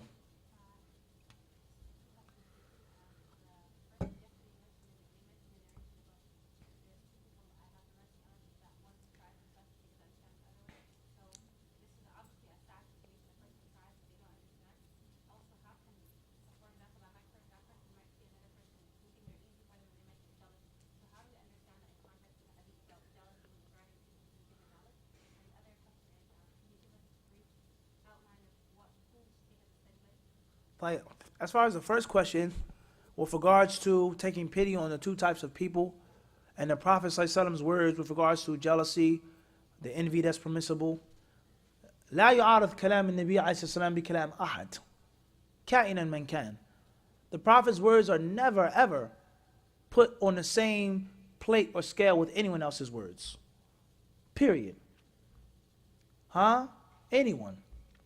The companions as a whole understood the hadith, different story. The ijma' of the Sahaba and the Salaf, different story. A good number of them practiced and did other things, perhaps the maqsood of the hadith. But one person's view or statement is never ever even put on the same scale with the Prophet's words, let alone to be heavier, abadan. So the Prophet's words are not understood in light of the statement of one person. Rather, that person's statement, it has to be understood in light of the Prophet's words.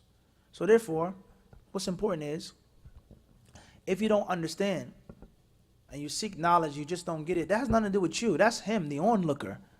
I pity this person. I see a person studying and he just can't get it. He's just miskeen. Or even worse than that, because everyone has intelligence. Everyone has a level of understanding. But a person didn't take the necessary steps in getting the understanding. He's a fool. He's a fool. He's a hard-working what? Fool, unfortunately. I feel sorry for him. You're wasting your time doing this. You're wasting your time studying this. And you know that. You try to give him advice, he doesn't want to take it. Clear on this? Last but not least is the one who has fahm and he doesn't work hard. That's even worse than the first person. Because you have the ability to reach perfection, but you just don't want to reach perfection. Clear on that. As far as who should you take as your study buddy, then bi'idhnillahi ta'ala, it should be someone that is compatible with you and your character and your nature. Not just the most studious sister or brother, whoever, but someone who's good for you. There may be someone who's the best study buddy, but they're not a good study buddy for you. They're too busy. They're too advanced. They're too slow. They're too inconsistent. They may be too harsh. So you have to find someone that's compatible, what? For you. Someone who's accessible and someone whose schedule is similar to your schedule. You need someone, bi'idhnillahi subhanahu wa ta'ala, from some aspects, who's on the same level as you, and from the other aspects, maybe a little above or beneath, depending on the situation. Bihasab al-maqam. Someone that's going to be trustworthy, someone that's serious, someone that's upright, and someone that has the same taste and thirst and passion for ilm as you, or similar to that. That's the person that you should try to take as your study buddy. Bi'idhnillah. So sometimes you should have a study buddy, and sometimes you should have a group of sisters. Or sometimes you review and you revise by yourself. All three elements, inshallah. Any other questions? Tafadali.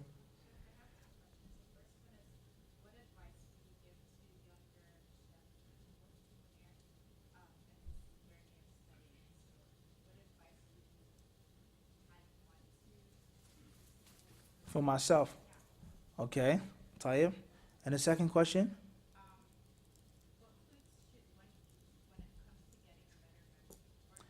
Tayyib. As far as the first question, what advice do I wish I would have gotten earlier on? It's a yes and a no answer. The no part is alhamdulillah, I'm happy what Allah has given me. I'm happy with that. And the mistakes that I've made, mistakes I'm making, but the mistakes that I've made, and some of the hardships that I had to go through, and some of the things and the scars and the scratches that I had to obtain, I feel that they have made me what I am and allowed me to be where I am and to do what I do.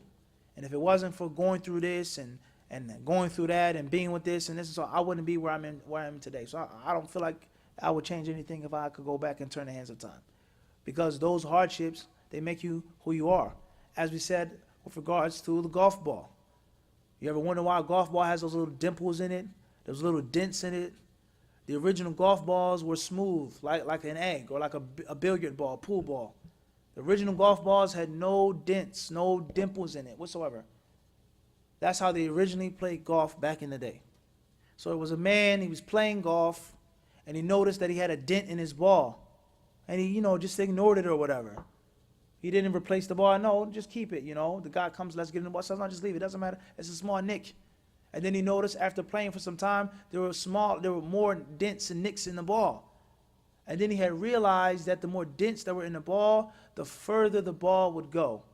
The more accurate the trajectory of the ball would be. The more aerodynamic the ball became. What made it easier for him to be a better golfer. So from that point on, every single golf ball was automatically made with those dents made in them. So the wisdom that we learn from this is the more dents you have, the more hardships you go through, the more mistakes you make, the further you'll go in your life and in seeking knowledge. So from that aspect, I have no regrets about the different things that I did, even though there were bad things, but they led, inshallah, to something good, hopefully. Let alone that which I didn't get then, but I got now, or I got later on. That's the no part. As far as the yes part, then of course, I would say roughly, I wish I wasn't as naive, and I wish that I had gotten more advice when I was younger with regards to jealousy and envy. Because when I first started experiencing jealousy and envy, it was something that was like a shock to me. I couldn't like believe it, especially from somebody that I'm supposed to be close with, I'm sitting with, we're studying, struggling together. Laugh, smile, joke, asking you questions. Can you translate this? Can you do this? So on and so forth. MashaAllah, alaik, Mufti, MashaAllah. And then the next thing you know, it's crazy envy and jealousy. So it's like a shock, like, whoa, this is real? It's the same person? So I was very young, and I didn't necessarily, of course you know about jealousy, you know about haters, but it's not the same. When you're young and you're pure, you're naive. You may think that Islam, Sunnah, seeking ilm is just a utopia of positivity. So that's one thing. But like I just said, those hardships, those adversities, they pushed me further. And they made me go further and accomplish more and to train and study even harder. No question about that. Also, just living in Saudi Arabia, living overseas, you learn certain things. Somebody may give you advice with regards to how to operate, how to maneuver yourself with regards to religion and politics. And you may think, no, that's not true. The doctors, there's no politics here. It's just ilm and ability. And as you learn and as you study, you realize that politics are in every sphere of life. And there's no place that is free from politics. And oftentimes you may realize that in certain places or with certain people, politics comes before academics. So it's like, wow, it took me 4 years to learn this. And the brother, when we first graduated from the bachelor's program, he says, come and do this with me. No, I want to write this, I'm going to do this. They want to accept it. And then you find out you never have a chance from day one. So there's certain things, these are just a few examples, but at the end of the day, those things make you who you are. And wisdom does not come for free. Hikmah has a price, and that price is you going through this up, going through this down. The dents in a golf ball help the golf ball go further, have the golf ball roll accurately. So it's like yes and no. There's just a few examples. As far as what foods or what drinks can a person use to increase his or her memory, then as we've explained before, these different tricks of the trade are only to be used by someone who's doing it full time. Someone who's studying and memorizing and reviewing for many, many hours out of the day, every week, every month, every year, back to back. Then these things on the side give you a little bit of push. They give you a little bit of extra push. They amplify your efforts. But if you don't have the necessary efforts from the get-go, then it's not a big difference that you're going to see like that. So, if you're studying hard, most of your ability to memorize, first and foremost, from Allah, tawfiq of Allah. After that, within that is your efforts. So if there's a gum, and I was in Yemen, they had certain gums that people chewed, and it was said to enhance and sharpen one's memory. Like I said yesterday or the day before, green tea. Not all green tea, but certain types of green tea and how it's prepared. Other types of teas, white teas, different types of teas was well known, adding focus and sharpness to your mind. different types of fish, and oils that can be found in certain types of fish. Things like this. Honey, pure honey, not the sugar, the syrupy sugar that you find on the shelf, but actual honey, real honey. These things are well known to be in the subhanahu wa ta'ala, not only amplify, but also solidify and to strengthen one's memory. But that's only beneficial, and Allah knows best, if you're really, really with the hammer and the tongue, banging the anvil, working hard. That extra 5% makes a big difference. If I'm studying for 10 hours out of the day, and I get a little 30 minutes or hour of extra energy without taking a nap, that makes a huge difference. If I'm only studying for an hour or 2 hours, it doesn't make a big difference if I don't have that much energy. But if you're really, really, really doing it, and most importantly, you're a professional. You go to the jeweler, you give him your watch or your earrings or your bracelet. The average person, what does he do when he gets the watch? Or what if I gave you this watch? What's the first thing you're going to do? You want to look at it. What's the first thing you want to do? Take the watch. Yalla. Look at it, inspect it. Look at the engraving on the back. Can you read that? Look at the engraving. Can you read it? See what he just did? He did like, It says U.S. Navy. This watch says what? You did this. You did 2 or 3 things, capital mistakes. One, you don't have the ability not to avoid, but the other one you did. You brought your head down. And one of the lessons that you learn from archery is never ever to lean your head or your neck to the bow or the arrow. Use your arms and bring it up to you. So instead of lifting it up, which is easier, you did what? Everybody understand this? This is important. You go to the jeweler, the master jeweler, the first thing he does before he does what? No question. He never ever strains his eyes. It's no big deal if you read it now. U.S. Navy, both ships comparing, watch it, 1944 Hamilton Watch Company, Lancaster, PA. You can read it. But I'm reading 50 watches a day. I'm looking at gold for hours out of the day. That extra amplification of my sight and less strain, it makes a what? A huge difference. So you're studying for hours and hours and hours, that honey, that salmon, that fish oil, this tea, this gum, it makes a what?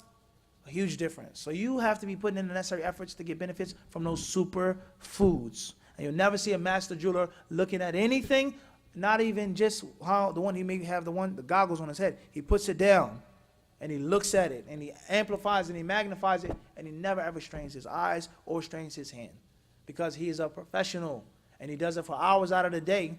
And if he looked at every single piece of jewelry like that or like this, it would do what? Weaken him.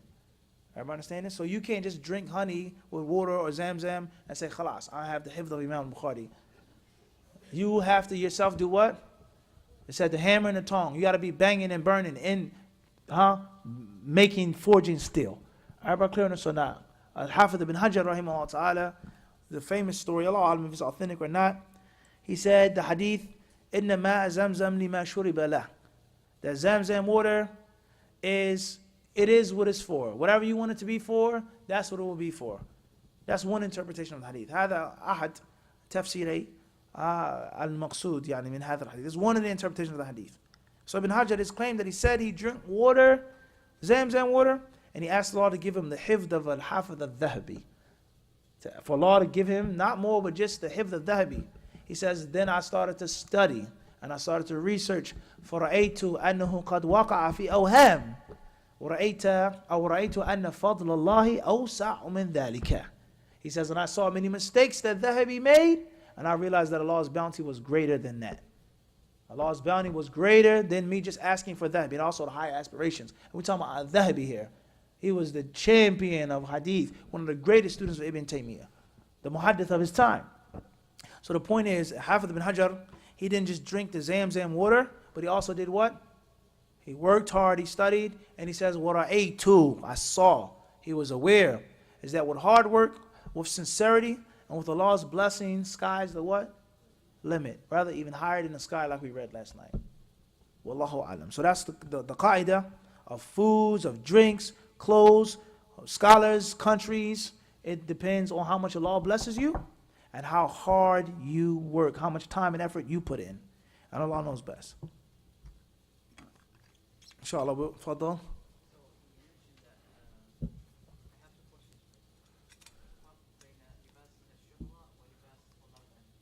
So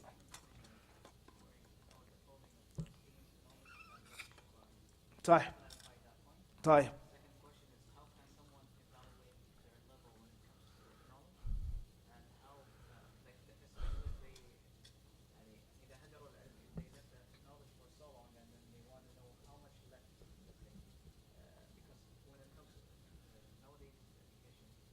clear. Where do I have to start from?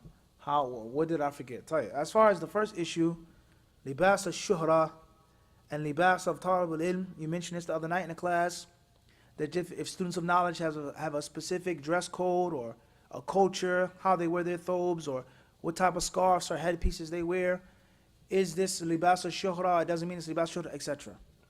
Tayyib.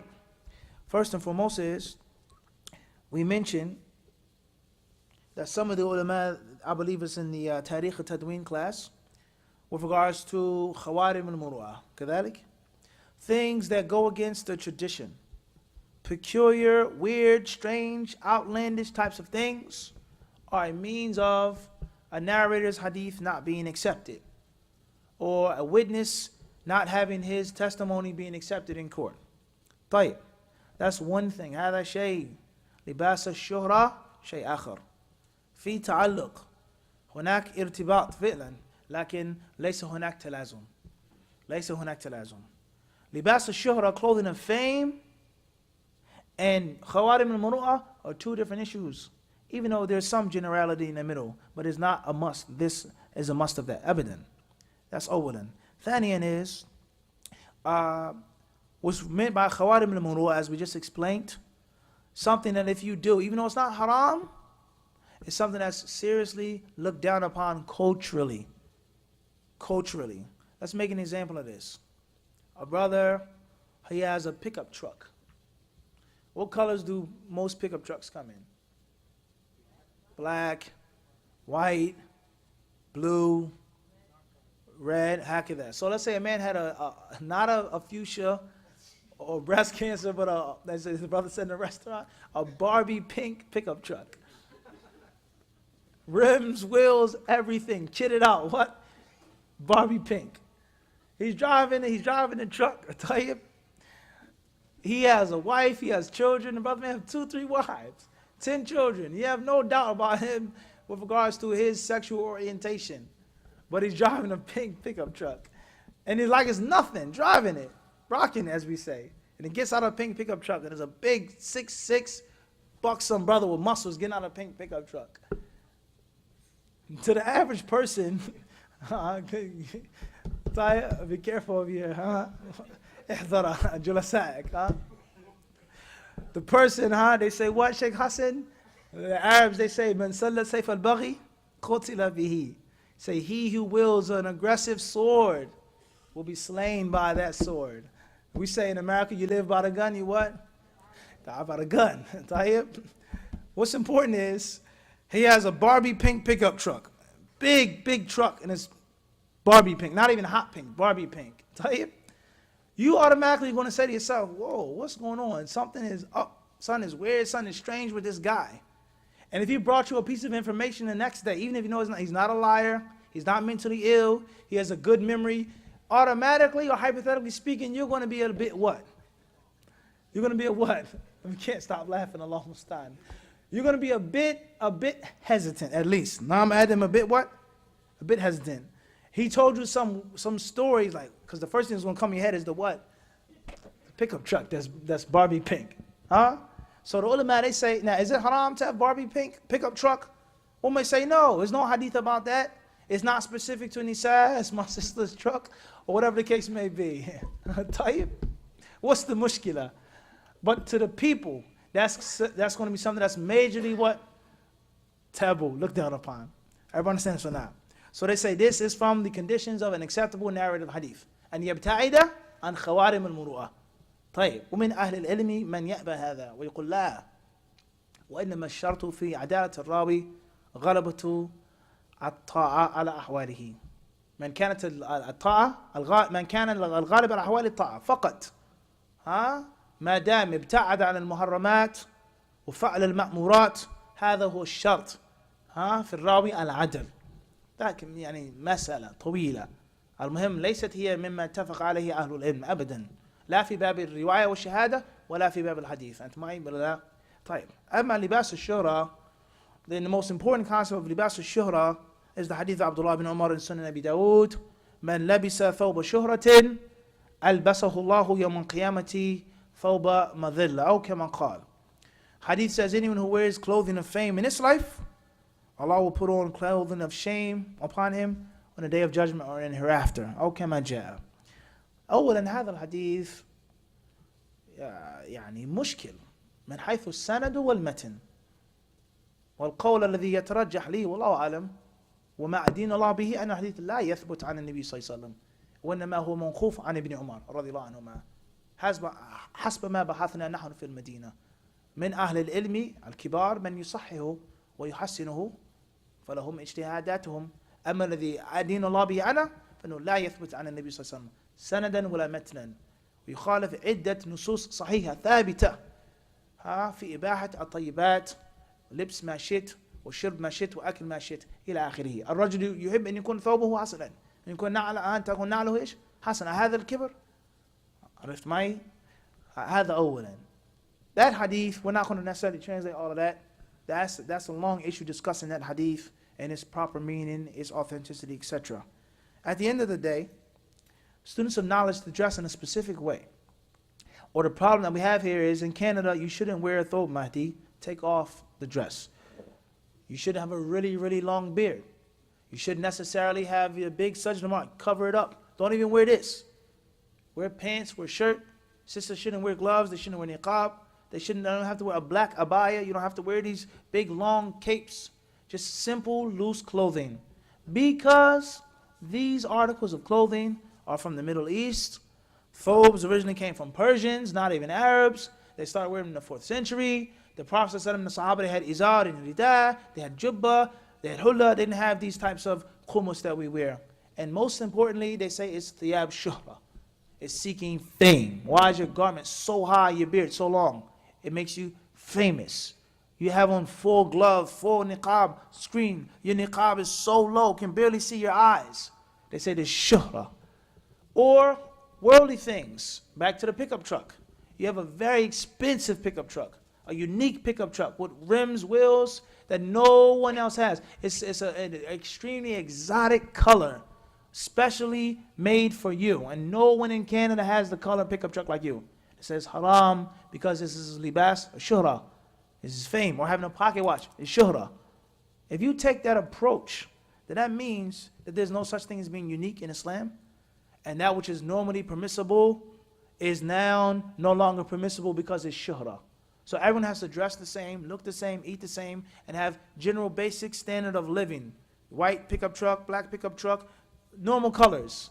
And that, as I just said, is extremely problematic in light of many, many texts in Kitab and in Sunnah. قُلْ مَنْ حَرَّمَ زِينَةَ اللَّهِ. Who has made Allah's zina, Allah's adornment and beauty haram? So that's a problem. And what is and what isn't thiyab shuhra, let alone that which is worn out of religious devotion. I live in this country. The ad of this country is to wear low thobes. The ad is to wear beneath the ankles. But I've learned and I've studied that it's haram to wear beneath the ankle. That's what I believe, even though other ulama, etc. I believe that it should be at the middle of the shin. So I have to lower my garment and take their fiqh madhab and take their view because to avoid libas الشهرة والشذوذ. هذا مثل هذا الحكم لابد أن يستند إلى حكم شرعي واضح شيء صريح فضلا عن كون هذه الألبسة وهذه these styles هي مشهورة ومعروفة أنها طلبة العلم يلبسون هكذا. The cab driver, he sees you, you get a cab, he says, "Alakh min talabat al-Jamia al-Islamiyya." The first thing he says, "No, I'm an English teacher." But because I'm a white taqiyya, you have a white thobe, you have a nice pin, your pants above your ankles, you have some nice socks on, nice sandals, he automatically thinks you're from the students of Medina. I.e., the students of Medina, they have their own cultural dress code, which is not shuhra. Which is not what?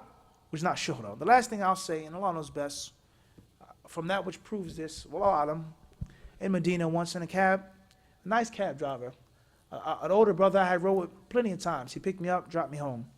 So one day we were talking about some issues, plagues of the Muslims today, problems, etc. So the issue of the beard came up.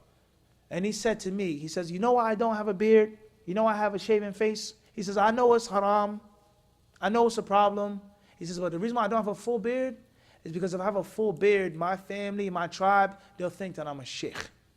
They'll think that I'm religious like that. They'll think that I have knowledge, and I'm not that religious. I'm not that pious. I'm not knowledgeable at all. So therefore, I don't want to have any shihra. See how problematic that can become? So if you have to stand out and stick out because of the deen, how can you say that أَلْبَسَهُ اللَّهُ ثَوْبَ مَذِلَّ يَوْمَ الْقِيَامَةِ? This is a mushkil. This is a problem in that. So, of course, different issues, different ins and outs. The ulama of Islam, they have different views, different ways of dealing with this issue. This is my humble opinion. With regards to ash-shudud wa khawarim al-muru'ah. Khawarim al-muru'ah, no doubt. Certain things are to be avoided. It's just too weird, too peculiar. But Muslim identity, dressing in a certain way, or not even that, just being unique. I like to wear this. It says thob shura. Who's wearing this? When's the last time you see somebody wear this? Let alone a speaker. I don't think anybody. And I'm not wearing it, wallahi, to catch your attention. I'm wearing it because I like to wear it. It makes me feel nice. It makes me feel comfortable. So it's haram for me to wear this because nobody else wears it. That's a problem. That's a huge problem. Wallahu alam. Tafadali. Barakallahu feek.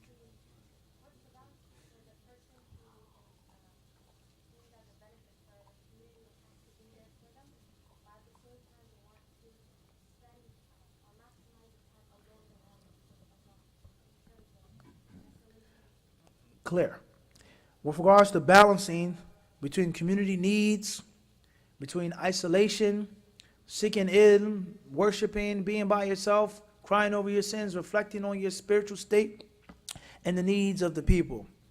The best answer I can give you, Ukhti, is one of the fawaid that I got from Sheikh Abdurrahman ibn Nasir al-Sa'di in his tafsir of Surah Al-Kahf. In explaining the story of Musa and Al-Khadir, and the story, the narration of Abdullah ibn Abbas and others, Sahih Bukhari and others, with regards to when Musa alayhi salam was giving a speech to Bani Israel. And he was asked, هَلْ تَعْلَمُ أَحَدًا أَعْلَمَ مِنْكَ? You know of anyone who has more knowledge than you? And Musa alayhi salam, we all know what he said. He said no, negatively. Or he answered in the negative. And Allah Azza wa Jal revealed to him, بَلْ عَبْدُنَا. He says, rather our servant, Al-Khadir, traveled to him and he gave Musa and his servant the sign to find that knowledgeable man who wasn't more knowledgeable than Musa in every aspect, Musa Kalim al-Rahman. But certain aspects that Khadir had more knowledge than Musa. So therefore, Ibn Sa'di, he says, وَفِيهِ الْجَمْعُ بَيْنَ التَّعْلِيمِ وَالرِّحْلَةِ فِي الْإِزْدِيَادِ مِنَ الْعِلْمِ أو كما قال رحمه الله. He says, in this part of the story, Surah Al-Kahf, the Hadith of Sahih Bukhari is the proof to combine and harmonize between teaching and getting more knowledge. So you balance it, bi'idhnillahi subhanahu wa ta'ala. This is the khutbah, it's only once a week. This is the after Maghrib class that I have to give. This is the khatira after Salat al-Fajr that I have to give, if that's even permissible, or to say that, a khatira, هذا فيه بعض الشيء. Al-Muhim, a short talk after the Fajr prayer, and then you have the rest of your time. And don't forget, you're giving a khutbah, you're giving a class, you're teaching the sisters, you don't have to do. That is spirituality in itself. That's ibadah in itself. And Allah knows best, you helping one sister out. You guiding one sister, you being there for your sister. Not even teaching her, just lending a warm ear to a sister that's going through something. She's depressed. She might be about to make suicide. She's calling you, she has a bottle of pills in her hand. She has a knife while she's on the phone with you. And you reject the call or send it to voicemail, or you pick up, sister's crying, she's about to commit suicide, and you help her out. You're there for her, you give her a hug, whatever the case may be.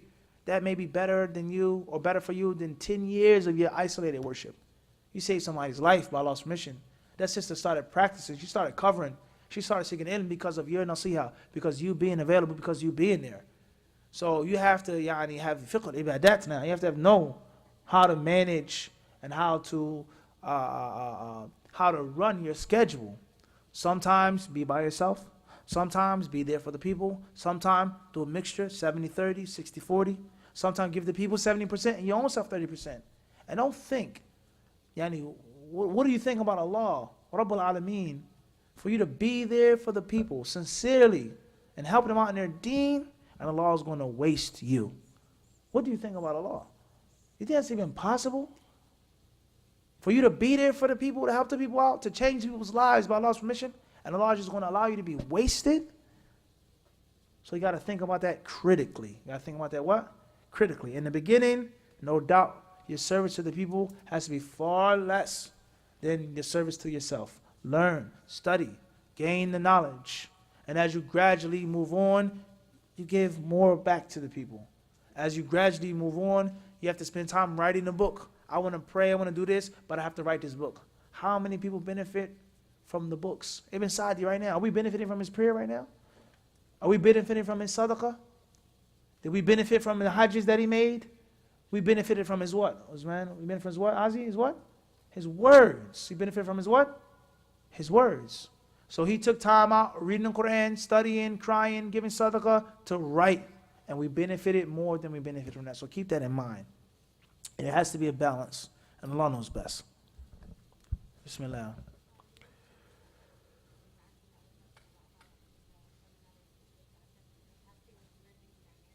They have to what?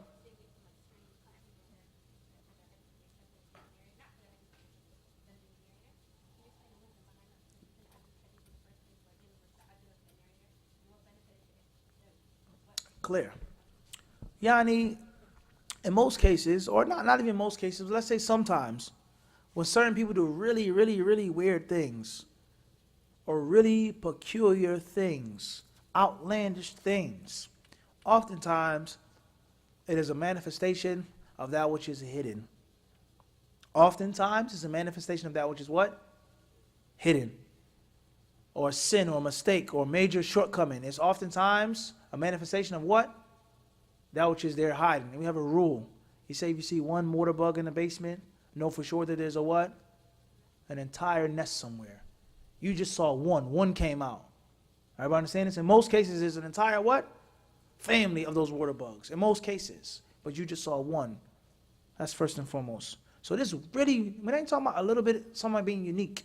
Something that's really weird. When I said the pink truck thing, everybody started what? Laughing. Everybody. Some people couldn't even control. They can't keep laughing as we speak.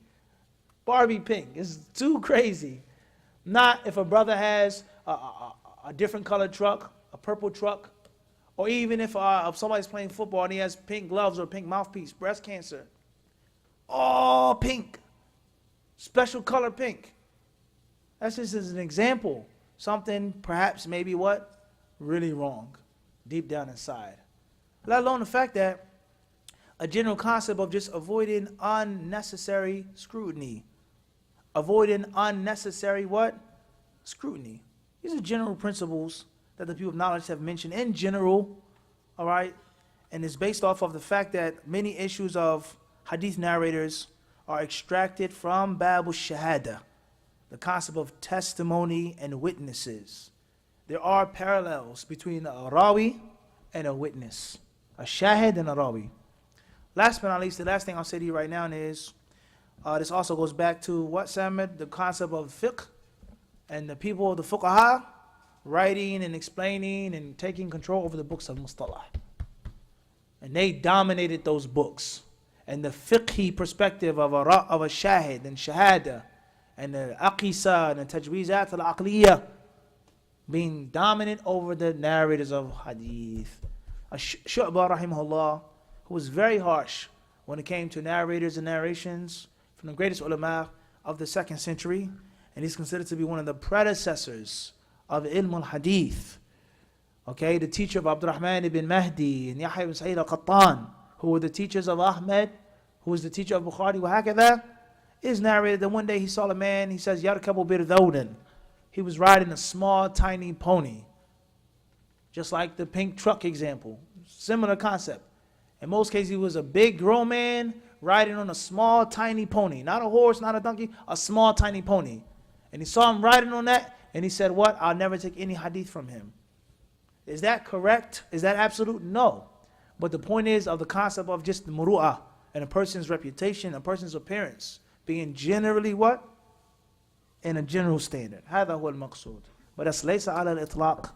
ليس على إيش؟ على الإطلاق بل قلنا بأن المذهب الصحيح أن الراوي الذي كان الغالب على أحوال الطاعة بإذن الله هو العدل. والله أعلم. Adam. What's more beneficial, the What's more beneficial to take advantage at the night prayer or studying? If you have time to do both, then you do both. If you don't have time to do both, then put forth studying. As is narrated, Abdullah ibn Abbas radiallahu anhu has said, when he was sitting down making review with one of his disciples, he said, مَا الَّذِي قُمْتَ إِلَيْهِ بِأَفْضَلَ مِمَّنْ قُمْتَ عَنْهُ. He says, you standing up to go pray is no more virtuous than sitting down and reviewing these hadiths. So, في حال المزاحمة كما قد قرأنا, when there's no time to do both, put forth the extra ibadah. Time to do both, do the extra ibadah and the bi'idhnillahi subhanahu wa ta'ala. Clear on that? And from the fruits of knowledge is to know what's virtuous to perform it. But for argument's sake, let's say a person is totally inclined towards reading. He loves to read and to study. So instead of doing this extra fast, like we read from Ibn Mas'ud, that Ibn Mas'ud radiallahu anhu is quoted to have said, he said, I don't necessarily like to fast voluntarily all the time. I don't like to do too much voluntary fast because he says, yud'if, it makes me weak, and I love to read the Quran.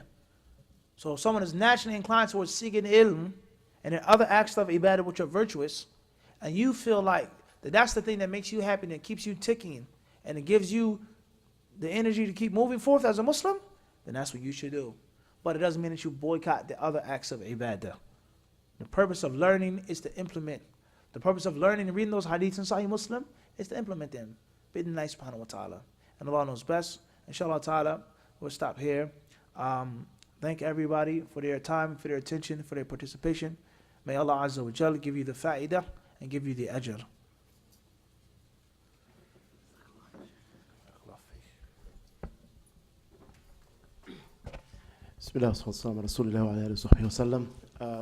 First of all, inshallah, I want to thank Allah subhanahu wa ta'ala that gave us this opportunity to benefit from the Sheikh, and ask Allah subhanahu wa ta'ala to put in the mizan hasanati, inshallah. And all of us, I know for sure, by acting on it, innillah, Allah will benefit on him and make dua for the Sheikh as well. Secondly, I do really want to, on behalf of the Sheikh and from you also, thank you very much for all of you. Me talking with the Sheikh, he felt the energy of the students and kept him motivated and kept him pushing. And this is something beautiful to see, all these young sisters and brothers who ready to learn here for the last 3 days, late hours, not taking a washroom break at all, not getting up and not leaving, as the Sheikh said. It is something that is really, really inspiring, and something that, subhanAllah, makes us do more and more of this, inshallah.